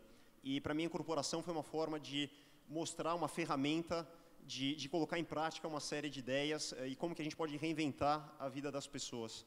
Eu acho que São Paulo tem muito para melhorar e a incorporação, o setor privado, permite que nós puxamos a responsabilidade para nós mesmos de forma a executarmos uma cidade melhor. Eu acho que muitas pessoas, eu cansei de ouvir, não, porque a prefeitura aquilo, porque o setor público não realiza, mas as pessoas não puxam para si a responsabilidade para fazer acontecer. Eu acho que isso é um defeito, talvez, de nós, brasileiros, e eu acho que a gente tem que colocar as coisas mais em prática. Eu estava com algumas pessoas de fora, e nós aqui em São Paulo, nós temos uma mania de falar, a gente passou na Paulista, aqui é o nosso Wall Street, aqui é Oscar Freire, é a nossa Rodeo Drive, aqui é o Ibirapuera, o nosso Central Park, mas cadê os ativistas brasileiros aqui em São Paulo? Onde estão as pessoas que estão mudando a cidade efetivamente? Cadê as pessoas que estão fazendo na prática o que pode ser uma São Paulo melhor? Em relação ao minhocão, acho que é um problema aí que já foi amplamente discutido. Eu vejo que temos sim que tomar uma providência. Eu, particularmente, nós compramos 2 terrenos aqui naquela região de frente para o minhocão, e nós estamos junto com o Secov e demais pessoas do setor privado discutindo o que podemos fazer, independente se a prefeitura vai tomar alguma medida ou não, o que nós podemos para utilizar melhor aquele espaço, como podemos torná-lo melhor em uma série de aspectos, principalmente em relação à mobilidade. Eu acho que hoje um dos principais entraves é o impacto que ele vai causar no trânsito. Eu acho que demanda muito boa vontade, muito ativismo, e eu não tenho dúvida que dentro de alguns anos aquela região toda vai ser amplamente transformada e a gente vai ter um case muito similar, obviamente, adaptado para as necessidades de São Paulo, um projeto maravilhoso. No livro que o Joshua e o Robert escreveram, que foi lançado ontem aqui em São Paulo, vocês contam como celebridades ajudaram muito a causa. Vocês levaram o Brad Pitt e o Edward Norton para a estrutura muito antes da reforma do Highline. Assim, da Martha Stewart ao Anderson Cooper organizaram jantares para doar fundos. Queria saber como foi essa aproximação. Vocês tinham uma super agenda ou essas celebridades foram atrás de vocês? E como elas ajudaram a convencer o poder político de que o Highline era uma boa ideia? I think from the very beginning, when we first brought the Highline project to our local community groups, we didn't get the warmest of welcomes. A lot of people in the community weren't there yet. They hadn't come to really appreciate the idea, and we knew that we had to work with different kinds of systems than the established community board systems that were in front of us. And so one of the things that we knew we had to do was bring great visibility to the project, and we both came from worlds that used celebrities to bring attention to things. I was a writer for magazines, and my editors used to tell me about any project that I wanted to propose. They would ask me what celebrities are interested in it. And so we went very early on to we didn't have a lot of celebrity connections, so we went to the prominent names that we knew we could get at. So our first celebrities were actually artists and art gallery owners in the Chelsea neighborhood and architects. Those were our first celebrities. And then as time went on, through active outreach, my boyfriend is a talent agent in the entertainment business, so he helped us bring people. The gay network that Robert talked about earlier has inroads into various celebrity pools, and so we were able to bring them one by one. But I think the important thing is the people who've really helped us in this way: Edward Norton, Diane von Furstenberg, Kevin Bacon. They're people who actually have a real passion and connection with the project. I think a lot of people think, oh, we'll just get some celebrities to come and that'll get us a lot of attention. That's very hard to do, and it's not a very lasting or meaningful thing. The thing that has been important for us is to find people with prominence who can help us get the word out, but who actually have a real connection and passion for the project. And in that way, we've been very fortunate. Tem uma pergunta aqui do artista plástico Pazé, dizendo que aquele primeiro concurso de ideias, vocês receberam 782 projetos, depois teve análise de 51 projetos de arquitetura. Ele queria saber o que aconteceu nesse intervalo, como foi composta a equipe que julgou o projeto vencedor, e aproveitando, e também incluindo a Lisa na pergunta, se ela acha que, ou seja, o design e a arquitetura, desde o início, se teve esse impacto aí maior. Aqui no Brasil, tanto Copa como Olimpíadas, até hoje a arquitetura mal se discute. Yeah, so there were two separate competitions. In 2003, we did the ideas competition, and we always said, whoever we pick as a winner is not going to get to build anything. And we picked, I think, 4 or 5 different winners. And then the following year, we had made enough progress in raising money, in settling some lawsuits, that we were able to actually do a competition where we picked our design team. And this is a little different than the question, but one of the things I think is very important, when we started the design competition, we didn't really care if it was an architect leading or a landscape architect leading. We said either one. You had to have both on your team. And we happened to have chosen James Corner Field Operation was the lead with Dillerskov and Renfro. And now, so many times when I see people doing these kind of projects, I always urge them to really, that the landscape is so important. The High Line, although it has architecture, it is a landscape project, and that is primacy. Even Rick Scafidio, he always said his job as an architect was to save the High Line from architecture. So I think it's a great example for people looking at these projects. It's so important to bring the landscape architects in early. So, I mean, I think part of the sort of between the ideas competition, it was not for professionals. It was for anyone, students, people, I mean, anyone who sort of had a kind of idea. And it was also a much less intensive, I would say, competition. I mean, it was like one board of your sort of ideas to put out there. Once it was launched as a professional competition for someone to actually get the job, there were a number of different, I think it was a 6-month process, and there were interim reviews. You had to have full interdisciplinary teams. You know, friends of the High Line, but also members of the city were in the audience, so they had to be convinced that you could actually do the work.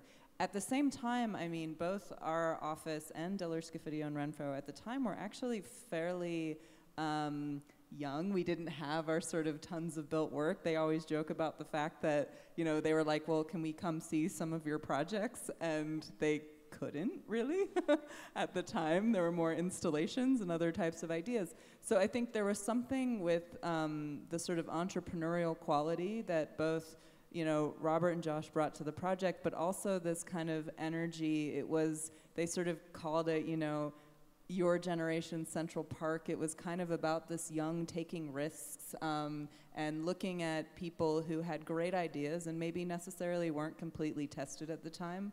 And I think that actually provided a lot of innovation and a lot of work along the way. I mean, I've been working on the project for 10 years now, so it's kind of, you know, been something that's been special. But design has always been at the sort of forefront of the process. Queria fazer comentário sobre esse assunto, porque de fato eu queria elogiar esse aspecto que eu acho muito interessante e importante no projeto e na obra do Highline. De fato, a cidade de Nova York, talvez pela crise econômica pela qual ela passou durante décadas, né, ela ficou de alguma maneira protegida, até muito recentemente, da grande especulação imobiliária e, de alguma maneira, da arquitetura espetacular, ultraformalista dos últimos tempos. Né? E talvez aqui, quer dizer, se o Highline fosse demolido, o que é que surgiria naquele lugar, desse ponto de vista? Ou então, mesmo assim, fazendo o Highline com os outros projetos, como o da Zaha Hadid, por exemplo, que me parece muito arquitetônico, né? Na verdade, os outros 3 finalistas tinham muita arquitetura. O que distinguiu muito o projeto do Field Operation com o Dealers Coffee é quase que isso que se chamou de minimalismo, essa ausência de arquitetura, que eu acho que é o que há de mais interessante na cena contemporânea, na arquitetura, que é uma ligação quase que direta entre landscape e infraestrutura, quase sem arquitetura, né? Como tem, por exemplo, no terminal de Yokohama, ou, de alguma maneira, até o nosso edifício do Centro Cultural São Paulo, aqui em São Paulo, dos anos 70 para os 80, também tem algo disso avant la lettre, né? Então, eu acho, enfim, queria reforçar esse aspecto, que eu acho que tem uma compreensão também muito forte do lado do projeto de landscape, talvez com um entendimento da land art americana, né? Como, pensando nos artistas de land art, como, por exemplo, quando o Robert Smithson dizia que, para ele, a grande referência em escultura não era o Rodin, né, nem o Michelangelo, mas as linhas de Nazca no deserto, né? De alguma maneira, eu acho que é isso que entrou para a arquitetura através de um projeto como o de vocês. Pergunta para a Lisa e para o Alexandre. Arquitetos, acho que no mundo todo, não só no Brasil, costumam reclamar bastante dos clientes. No caso do Highline, vocês tiveram várias consultas públicas. Queria que você compartilhasse um pouco como foram essas conversas, que grandes ideias surgiram, ou que momentos de tensão aconteceram com os clientes, ou seja, literalmente os moradores, não só Robert e Joshua, mas os moradores da área. E para o Alexandre, se o mercado imobiliário brasileiro está preparado, está começando a mudar para discutir, no caso, com arquitetos. Historicamente, o mercado imobiliário brasileiro quase evita os arquitetos. Queria saber se isso está mudando. So, I mean, there's a sort of our client group, which actually was quite diverse and multi-headed in and of itself. We had 4 different agencies from the city, and then we had Friends of the Highline, and they formed what was called a development team. So we had regular meetings with a much larger group, all of who had different priorities. Even for them to get us sort of consensus and comments was a task. And so, you know, that was on that end. And then there were a number of different large-scale community input sessions, as well as much smaller scale, you know, meetings with the community boards, with leaders in the community, small dinners, things like this. And, you know, from the beginning, I mean, my actual training before I did my degree in landscape architecture was in community development planning, so I actually had a lot of experience with this type of thing, and didn't go into it completely negative, although many people on the team did. But I was actually surprised by actually the vision of a lot of the community. Of course, we had, you know, a group of rail track enthusiasts who wanted to see every detail that was, you know, the same as what was on the railroads and worked on the railroads, and you had other people who wanted this and that. But in general, I think there was actually people embrace the idea of doing something new, and I think because we had captured a kind of spirit of the place that wasn't intimidating to people, they generally were pretty positive. I mean, and it wasn't about trying to, you know, take every single comment and then see it somehow get played out in the design. It was about building consensus and taking the sort of things that people really gathered around, the types of uses that they wanted, and then somehow allowing that to find itself in the design, but keeping the concept still strong and not diluting it along the way. Ok, eu queria primeiro compartilhar duas experiências de ativismo recentes. Uma delas foi a experiência dos parklets, que são aqueles pequenos parques móveis nas calçadas. Foi uma conversa, um ativismo longo com a prefeitura, até que agora na Bienal a gente conseguiu implementar 2 de maneira provisória, que acho que é um mobiliário urbano que pode transformar a cidade de uma forma muito bacana. A gente teve um envolvimento muito forte de arquitetos.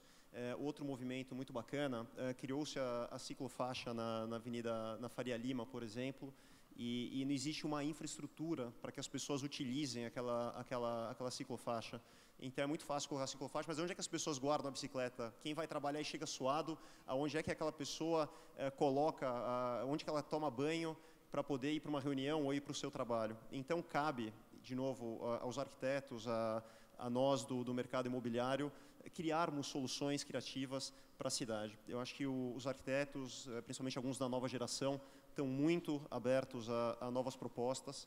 Eu acho que a gente tem que entender bem o que a sociedade quer, o que o público mais jovem, antecipar as tendências, como é que vai se comportar a cidade daqui a alguns anos. Eu vejo muito que a gente está muito ligado hoje à inteligência de espaços. Eu acho que dentro de um pequeno espaço hoje, eu vejo, obviamente, é uma compactação das unidades, mas em pequenos espaços você pode oferecer o mesmo que em grandes espaços, usando muito da tecnologia, muito da criatividade. E essa parceria, acho que os arquitetos eles estão muito abertos e prover soluções que sejam interessantes para a cidade, como grandes espaços abertos, restaurantes, praças, que nós temos colocado em todos os nossos empreendimentos. Eu acho que isso vai se tornar uma prática cada vez mais comum. E eu acredito muito numa mudança, numa inteligência para uma cidade melhor, no que condiz à mobilidade, no que diz respeito à arquitetura do setor privado, comunicando e falando com a cidade. Então, eu tive a honra de trabalhar com alguns arquitetos, como Márcio Kogan, como o Grupo SP, que realmente tem uma cabeça muito aberta, e a gente vai ver uma cidade se transformando numa velocidade bastante rápida. Perfeito. Uma pergunta aqui do Nicolás, que é da FAO USP.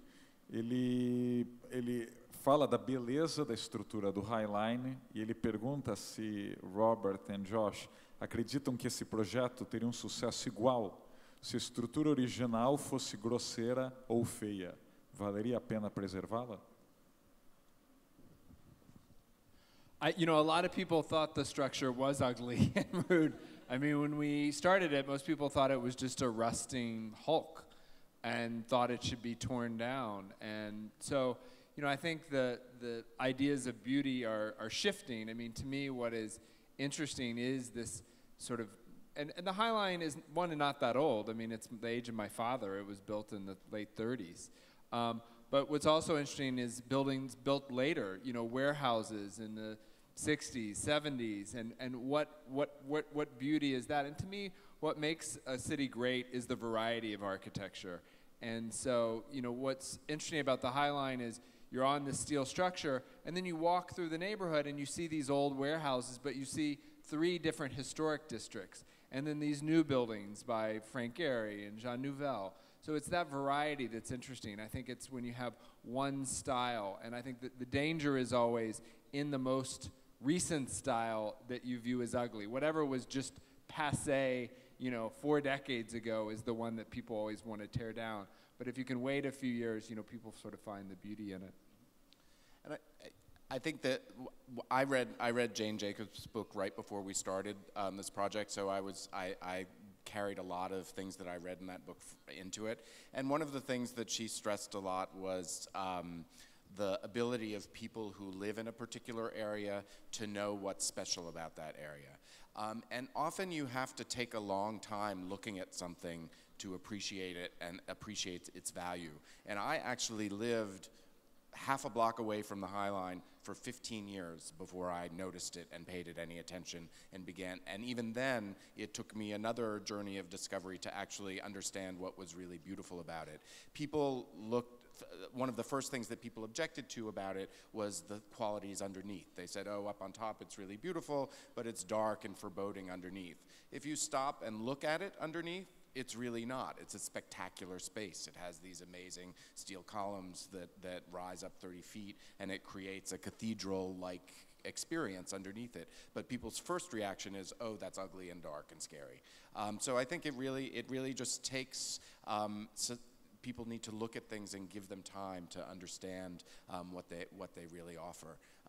And again, people who have the greatest ability to do that are people who've lived in a place or understand a place over a long period of time.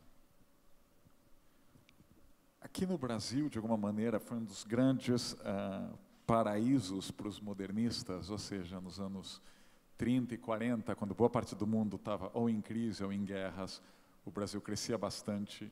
E havia uma pequena elite aí disposta, aliás, até no governo, de tentar uma nova identidade nacional e um novo desenho nacional. De alguma maneira, o modernismo foi bastante mais forte do que as ideias da Jane Jacobs. Já que o Josh citou, eu queria perguntar também para o Robert, como a Jane Jacobs influenciou aí o ativismo de vocês, ou o ativismo ou a teoria, a partir do livro dela.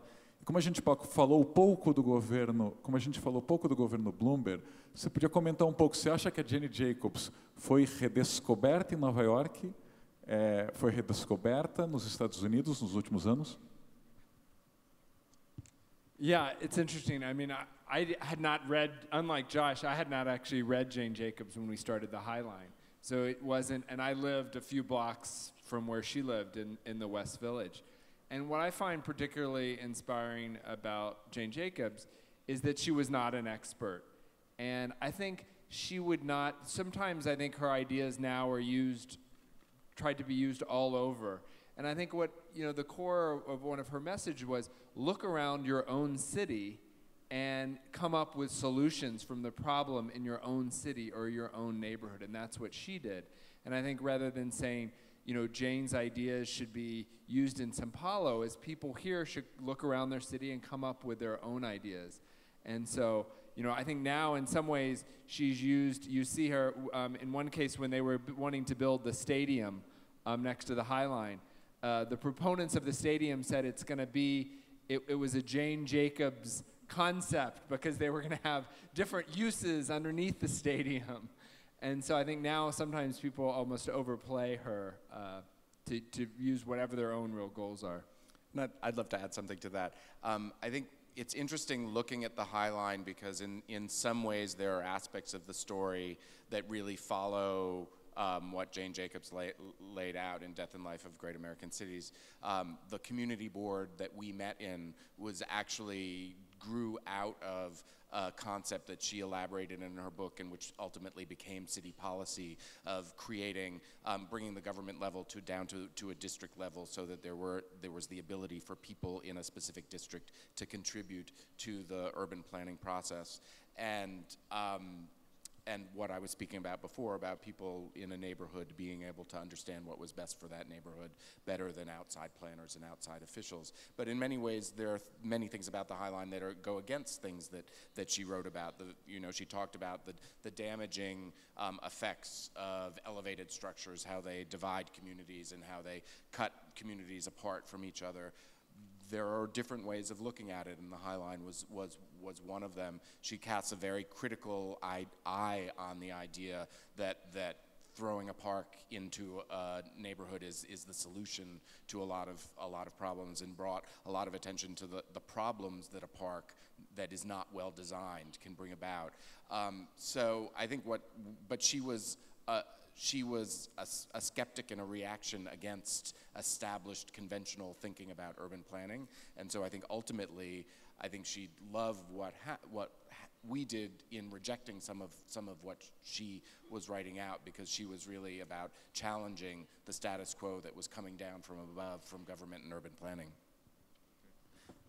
É importante lembrar aí, como paulistanos, que a Jenny Jacobs também escreveu sobre o tráfego induzido. Construa um túnel ou uma ponte, ou amplie as marginais, e elas ficarão aí lotadas de carros diretamente. Ou seja, em vez de resolver o trânsito, você acaba estimulando. Uma pergunta aqui para a Lisa, do Léo Azevedo, também da FAO, USP, sobre ele fala aqui no Minhocão, uma grande preocupação sobre o ambiente embaixo do viaduto. Como foi essa preocupação no projeto do Highline e qual a altura dele? So the Highline height varies, but it's about 25 to 32 feet underneath. And the thing with the Highline was that the railroad actually owned the structure itself and an easement above the structure. But everything underneath the Highline is private properties. I think there's like 27 different properties underneath the Highline. So we actually didn't have control of that space. There was one lot at the very beginning that was a city parcel, but other than that, it was all individually owned. So we were able to sort of improve the conditions over cross streets with lighting and the sort of sidewalks and the access points. As you could sort of see, they were these insertions that allowed you to kind of see them from far away. So they sort of created almost like a beacon and a welcoming kind of way to come up to the Highline itself. But underneath, it was really about just repainting it, which actually did a lot, because you started to really see the texture of the steel, about giving sort of sufficient lighting, and then, you know, the rest of it is kind of going to adapt with the neighborhood. Pergunta aqui que é quase desafio para o Guilherme Wisnik, eu acho que a Júlia Reis, da Universidade de Mackenzie, que outras infraestruturas além do Minhocão, seria possível recuperar em São Paulo, pensando nesse potencial transformador desses grandes eixos? Quase desafio. Bom, recuperar, né, na pergunta não está claro o que ela quer dizer com recuperar, porque a gente pode pensar em recuperar para o tráfego ou recuperar para o uso do espaço público, digamos assim. Mas eu acho que, quer dizer, um lugar particularmente crítico em São Paulo e um ponto muito sensível disso, que o Marshall Berman chamou de tragédia do desenvolvimento, é o Parque Dom Pedro, né? Eu acho que ali certamente é um lugar sobre o qual devemos nos debruçar. Quer dizer, o que aconteceu com o Parque Dom Pedro no fim dos anos 60, você compara fotos aéreas de 68 e de 72, e aquilo foi completamente retalhado por alças viárias, viadutos, e o que era ainda, de alguma forma, um parque, se tornou apenas um monte de espaços residuais de grama cercados, né? Na Bienal, justamente, nós faremos uma exposição chamada Carrópolis, que é uma reflexão sobre a cidade do automóvel. Quer dizer, a ideia não é demonizar o carro, mas mostrar como que o impacto do carro transforma absolutamente as cidades, e transformou muito São Paulo. E nós temos aí um spleen, né, para usar a expressão usada pelo Baudelaire, o spleen de Paris, os poemas em prosa que ele fez, e essa expressão ela alude ao desenvolvimento, mas de uma perspectiva melancólica. Em São Paulo, entre 69 e 73, aconteceram quase todas as grandes obras, né? O Minhocão, as marginais do Tietê e do Pinheiros, a 23 de Maio, a Radial Leste. Então, tudo isso, o retalhamento do Parque Dom Pedro. Então, é muito impressionante o salto, digamos, de aspecto que a cidade dá. Todos esses exemplos que eu dei agora seriam possivelmente passíveis de reconfiguração num futuro próximo ou médio. Duas perguntas aqui relacionadas para o Robert e para o Josh, do Gabriel Bertozzi e da Clarissa Schneider. Quais são os próximos passos profissionalmente para vocês? Vocês hoje em dia administram o Highline, o que vocês pretendem fazer proximamente? E se vocês teriam interesse em participar de um projeto em São Paulo, e qual seria este? Quase uma oferta. Yeah, just to, and just to remind people, so we actually work for Friends of the High Line right now, which is a private group, and we don't get any city money for what we do, so we all have to raise that all privately, so that's a lot of what we spend our time doing. I'm actually going to be, after 14 years, I'm going to be stepping down at the end of the year. I'm ready to do something new. I'm not sure what it is. I think I would like to maybe start something new, but I think I need to leave the High Line first to figure out what's next for me. And I'm staying on for a while. I think as Robert mentioned, we face a financial challenge at the High Line. We've been very successful fundraisers since our very early days when we had to raise money to hire lawyers to stop the demolition of the High Line. But our needs have grown as the High Line has grown. So currently we're raising $5 million a year to spend exclusively in the park. That doesn't include what we need to raise to cover our own administration and our organizational expenses. So that's a very big challenge. And we also are raising money to build the third section of the High Line at the West Side Rail Yards that Lisa told you about. That's part of a $125 million campaign that addresses a lot of capital and endowment issues. So that's an ongoing challenge, and I'm staying with the High Line to see us further down that path. We're a very young organization, and we've gotten great strength out of our nimbleness and flexibility and ability to look at things in new creative ways. But at the same time, we now are the stewards of a park that receives 5 million visitors a year, and that's a great responsibility. And so I'm committed to staying for a while more to make sure that we have a really strong organization that can responsibly carry the High Line forward into the future. Uma também na linha pergunta-desafio para o Josh e para o Alexandre. O Ney Barroso Filho, que trabalha na Prefeitura de Fortaleza, é arquiteto lá, ele pergunta, com os parcos recursos de uma cidade pobre, como garantir esse retorno financeiro e como angariar recursos no nosso ainda ingênuo PPP, parceria público-privada. Encaixando nessa pergunta, eu queria perguntar para o Josh, a primeira fase do High Line foi inaugurada em 2009. Vocês lembram que em setembro de 2008 há um colapso financeiro mundial, iniciado nos Estados Unidos e principalmente em Nova York, Wall Street. Então, talvez, que lições aí quando o dinheiro seca ou quando há pânico, como tentar ir atrás de dinheiro e tentar responder em uma cidade pobre o que fazer. E no caso do Alexandre, o que falta para o mercado investir mais no espaço público, que barreiras ainda existem, se é algo cultural ou se apenas é burocracia.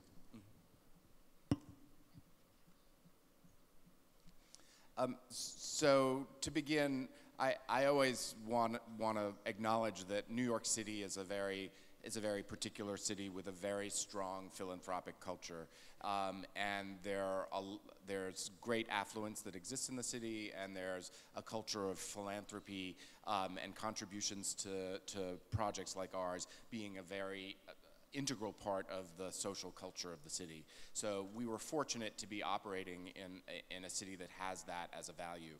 I think one of the things Robert and I like to point out is that a lot of groups get put off by the idea of starting fundraising. It's viewed as the ugly part of the job, the scary part of the job that you just want to avoid as long as possible. And the thing that we would counsel young groups that are like we were when we were first starting out is do it as soon as you can. Start doing it. We didn't know how to do it, but you just have to start and figure it out, because it's essential to the strength of an organization like ours to learn how to do it. It helps you build systems. It helps you build a database. You have to build a communication system. You have to have a way to mail people. You have to have a way to email people. And those things, besides bringing you money, bring you greater organizational strength. In terms of opening the High Line in 2009 and the financial crisis, first, again, a nod to the Bloomberg administration and their extraordinary leadership. They did provide a very significant chunk of city funding for the construction of the first part of the High Line. At the same time, we had to raise major private funding to make design features like the amazing 10th Avenue Square where people look at traffic. That would have been cut out of the project had we not been able to raise, I think it was $4 million extra to be able to do that at that time. So we found, that using the design vision that Lisa and her team spent so much time creating for us, that was very captivating to people. Bringing people into the idea that they were part of a visionary group of people who were changing the future of the city. People want to affect positive change, and they're happy to be part of doing that through contributions. You just have to lay it out as you're a part of this amazing group of people who are changing the future of your city. And in financial crises like 2008, 2009, that was a terrifying moment for us, and many people on our board said, stop the fundraising, stop the asking people for millions of dollars. Nobody has it right now, nobody wants to hear it. And yet, we called around and asked people who had been through fundraising challenges in other financial crises, and the thing they said to us is, you can't stop, you have to keep going. It may be difficult, you have to talk to people in a new way, you have to understand that they don't have access to funds the way that they did before, but you need to keep telling them about the vision, about what their support makes possible, and eventually the money will start coming again. And that was very, very good advice for us, and it helped us through that very difficult period. Acho que aqui nós temos uma somatória de dois pontos. Primeiro, nós não temos uma cultura de filantropia, e depois a gente tem uma legislação muito engessada na questão de fazer parcerias públicas e privadas. É muito, muito difícil. Voltando à história dos parklets, para conseguir implementar um parklet em São Paulo, que é algo relativamente simples de ser feito, benéfico para a cidade toda, assim, a via que tem que ser feita realmente é uma loucura, e no meio disso muda-se a gestão, muda-se a prefeitura e volta-se tudo para estaca zero. Realmente é bem difícil. Mesmo para adotar uma praça, a burocracia hoje para se fazer isso é realmente complicado. E eu queria compartilhar, eu acredito muito na liderança pelo exemplo. Acho que isso tem que ser voltado para, não interessa o tamanho da cidade ou o problema da cidade. Eu acho que se nós fizermos pelo exemplo de se criar uma cidade melhor, ao que está ao nosso alcance, voltando, se você acredita na mobilidade, que vai ser uma cidade melhor com mais mobilidade, haja com mobilidade. Então, é possível usar o transporte público, é possível usar a bicicleta. Em relação ao fundraising, ao você levantar capital, eu vejo também o setor privado, quando existe uma correlação de interesses, quando existe um alinhamento de interesses, eu vejo que hoje a gente está muito aberto, a gente está fazendo muita coisa junto com causas ou com instituições de bairro, com uma série de instituições que podem sim melhorar a cidade. E às vezes com ações que não demandam dinheiro, mas sim algum tipo de inteligência, algum recurso que pode melhorar a cidade. É o caso de instalação de bicicletários em toda a cidade, é o caso de às vezes patrocinar uma pequena ação de melhoria em alguma região. Isso eu tenho visto com muita frequência, o setor está sim aberto para isso. Eu acho que sim, tem que usar a criatividade e fazer o que está ao nosso alcance. A gente não pode depender do setor público e ficar se queixando e não fazer nada. Eu falo para a minha equipe, às vezes, mesmo acredito que é muito comum as pessoas terem ideias maravilhosas que ficam fechadas numa sala. Se você não tira da sala e põe em prática, a coisa, obviamente, não acontece. Então, vamos colocar em prática. As pequenas ideias causam grandes transformações. Eu vejo hoje a bicicleta, as pessoas utilizando a cidade de uma forma diferente, é uma realidade e é algo que não demanda um investimento astronômico. Você vê instituições participando de uma forma ativa. Eu vejo, sim, uma forma possível de fazer as coisas acontecerem com poucos recursos, e aqui no Brasil. I just wanted to add one thing. I actually don't know the numbers behind this. I'm sure you do, but I think, there of course are the large donations, but there's also the very personal membership drive that Friends of the High Line has. They have volunteers. I mean, there's many ways where you can actually build and help support that. It's not going to get you your full maintenance budget, but it does impact how the park operates. I mean, I'm a member, and other people are members, and it's not like it's a free park, so that membership can actually go to the programming and operations and other things that happen. Estamos na reta final já, então aquele momento antipático de pedir respostas ainda mais sucintas. O Thiago Barbizan, da Secretaria Municipal de Habitação, pergunta para a Lisa sobre a produção de alimentos, se é possível no Highline, se a agricultura urbana foi considerada na concepção do projeto, e para o Joshua, se os novos prédios ao redor do Highline têm apartamentos aí misturados, mais caros e mais baratos, ou se tem os prédios de apartamentos caros e os prédios de apartamentos mais baratos, ou se é a mistura. Yeah, so on the first question about cooking, we don't have any, what we call them sort of edible gardens, that is places where you can grow food. I think it's great to have that in the city. I don't think every park needs edible gardens. I don't think every park you have to be able to grow food in. And so I've always hoped that we don't grow food, but there's a lot of people, even on our staff, that always want us to grow food up there. It takes a lot of space. Although I still eat the service berries when I... As for the way the income distribution in around the Highline goes, first of all, there's the existing neighborhood of Chelsea, which is very economically diverse. There are the two major city-subsidized housing complexes with 5,000 residents, which are our closest neighbors next to the Highline, and a very diverse housing stock in the surrounding neighborhood, some of which is market rate, and then there are two different degrees of government-controlled rent stabilization in much of the surrounding neighborhood.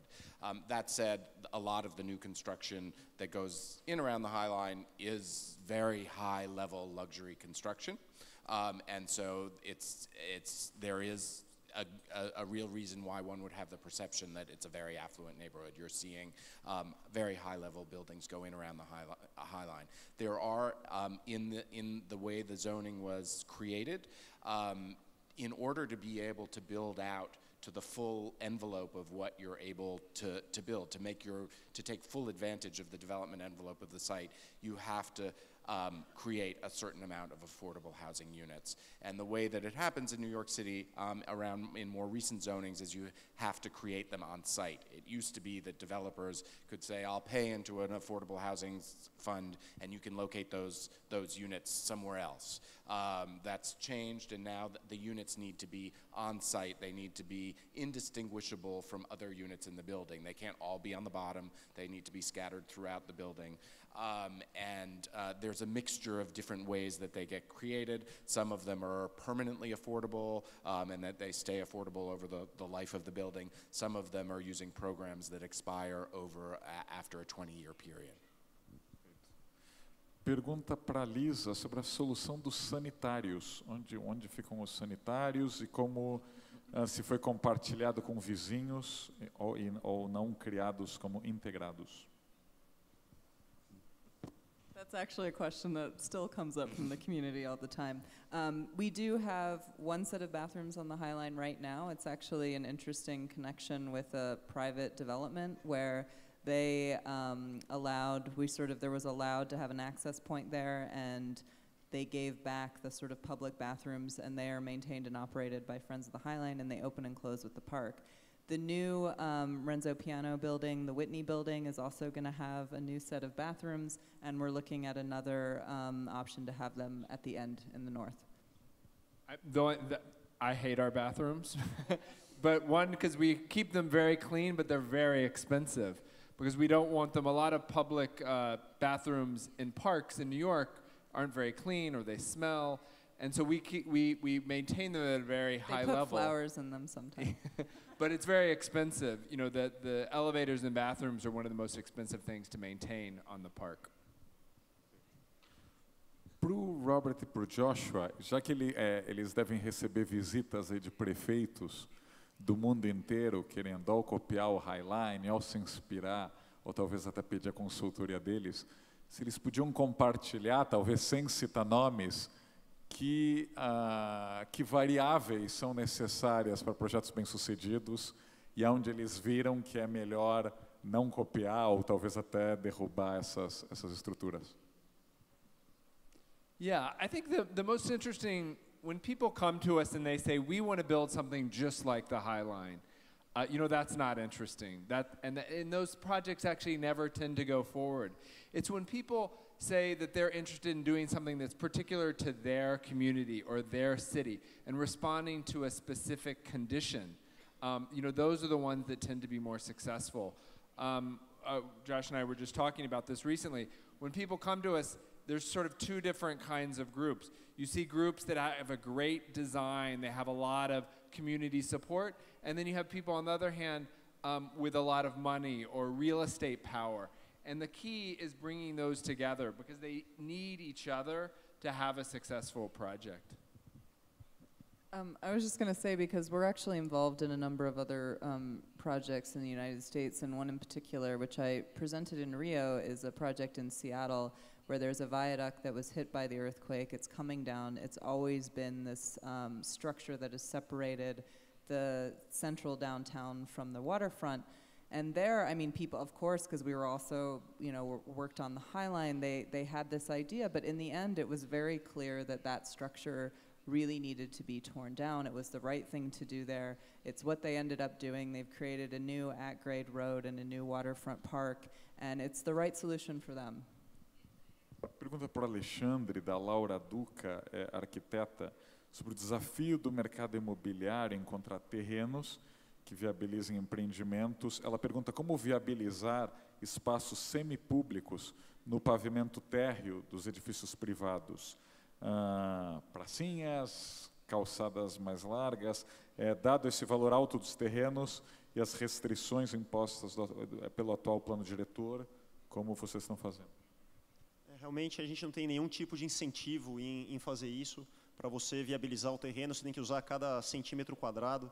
Eu acho que o plano que está em discussão atualmente vai incentivar um pouco no andar térreo, onde a gente toca o espaço público, a gente tem uma comunicação muito mais eficiente. Dentro das possibilidades atuais, a gente tem colocado sempre algum tipo de utilização, algum comércio, algum restaurante, enfim, para você ter uma comunicação com a cidade. Eu sou partidário, os meus prédios não têm muro, na sua grande maioria. A gente deixa o permeável com a calçada. Eu acho que isso já torna a cidade mais amigável, embora a gente tenha que respeitar alguns recuos, mas a gente não tem incentivos, é difícil viabilizar. Eu gostaria muito que a gente pudesse negociar ou ter algum tipo de abertura para poder deixar a cidade mais humana, mas dentro do que existe hoje no nosso plano, é possível sim fazer algumas melhorias para a cidade, como restaurantes abertos, calçadas, mesas de frente para o espaço público. Acho que é possível e vamos torcer para que melhore agora na nova discussão do plano. Para finalizar o debate, eu queria perguntar para o Guilherme Wisnik. Ele é curador da próxima Bienal de Arquitetura de São Paulo, que começa 12 de outubro. O Highline vai estar exposto na Bienal. Queria te perguntar que ideias do Highline se acha, assim, as principais, aí além da arquitetura, que dialogam aí com a tua curadoria na Bienal? Então, como eu disse, né, nós temos uma exposição grande sobre o impacto do carro na cidade, que na verdade não é só o carro, é a questão da mobilidade e a reciclagem da cidade industrial na cidade pós-industrial. Então, como eu disse aqui antes, numa outra fala, eu acho que o Highline ele é um dos grandes ícones do urbanismo do novo milênio, no sentido em que ele aponta para essas grandes transformações que, inclusive, não são fáusticas, né, na escala do pacto fáustico das grandes obras de infraestrutura. Ao contrário, são muito pontuais e delicadas e atuam, digamos, sobre as feridas, né, as cicatrizes que foram deixadas no processo anterior de desenvolvimento. Então, é nesse sentido que eu acho que o Highline é uma grande lição e também, como eu disse aqui antes, como modus operandi de um processo, como é que a sociedade pode se engajar e batalhar por uma questão que envolve... E na apresentação deles foi muito interessante mostrar o quanto não só os moradores do Chelsea e também do Village, do Meatpacking District, mas num certo momento eles fazem a exposição na Grand Central Station para engajar a cidade como um todo, né? Isso é muito interessante. Outra coisa que você notou quando a gente estava aqui assistindo a apresentação deles, o papel do design desde o começo, né? A Paula Scher quando encampa a discussão, aquilo ganha uma amplitude muito grande. Para nós aqui no Brasil, normalmente o design viria no fim, né? No caso de vocês, isso já faz parte desde o começo. Então, essa é a minha resposta. Eu queria aproveitar a palavra agora para fazer uma pergunta para eles, pode ser? Eu queria perguntar a vocês três que fizessem uma reflexão ainda aqui breve sobre por que vocês acham que o Highline foi tão bem sucedido e tão rápido, por exemplo, em comparação ao Battery Park, que é um parque não tão longe, que já tem mais tempo e acho que até hoje nunca aconteceu de verdade. É só um problema de cota, de altura do parque, ou que outras variáveis acho que são importantes nesse caso?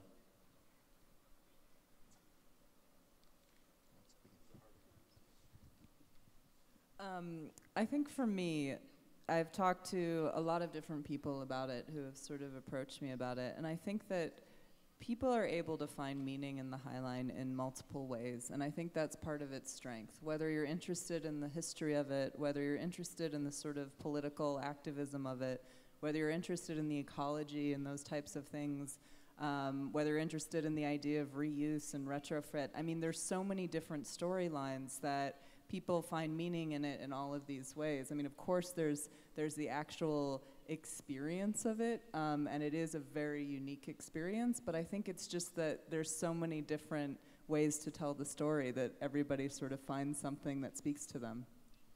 I think if you look at parks in New York City, you have to look at Central Park. And Central Park was designed to be an escape from the city. It was during all of this industrialization, so people wanted to feel like they were going out into the countryside. And where the Highline completely changes that model is the Highline is not escape from the city, it's part of the city. I mean, you're in this beautiful park landscape, but you can see the cars, you can hear the traffic, you can see the Empire State Building. So it's combining those two, and that's where I think the Minical could be interesting, is, if that's what the community wants, is that it's a different kind of park. It's one it's connected and knitted into the city. And I have 2 points. I think that the first one, to me, we went to visit the Promenade Plantée in Paris during the process of designing and constructing the Highline to learn a little bit about the experience that they'd had. And the thing that became clear to me then was that the Promenade Plantée was an entirely government-led initiative. The city of Paris and the state of which Paris is a part came together and said, we're going to buy this rail line and the land underneath it, and we're going to make a park, and we'll have real estate development here, and the spaces underneath will be occupied in this manner.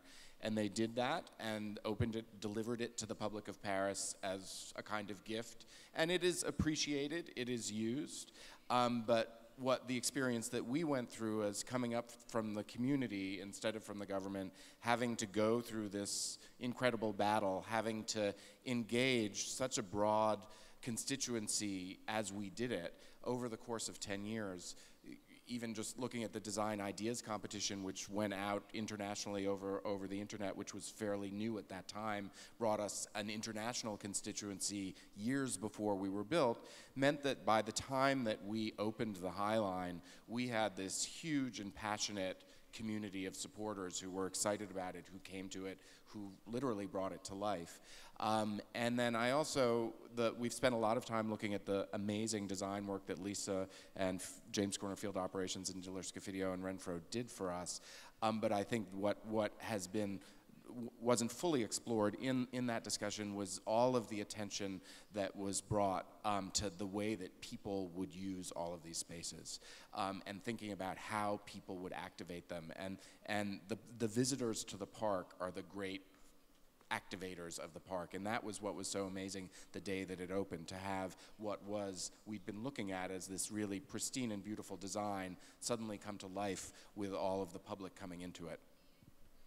Para terminar, uma nota otimista aqui enviada por espectador, que do bairro de Pinheiros, um empresário criou um café onde os ciclistas são bem-vindos e podem tomar banho a caminho do trabalho por um preço módico. Muito obrigado aos debatedores, até à tarde.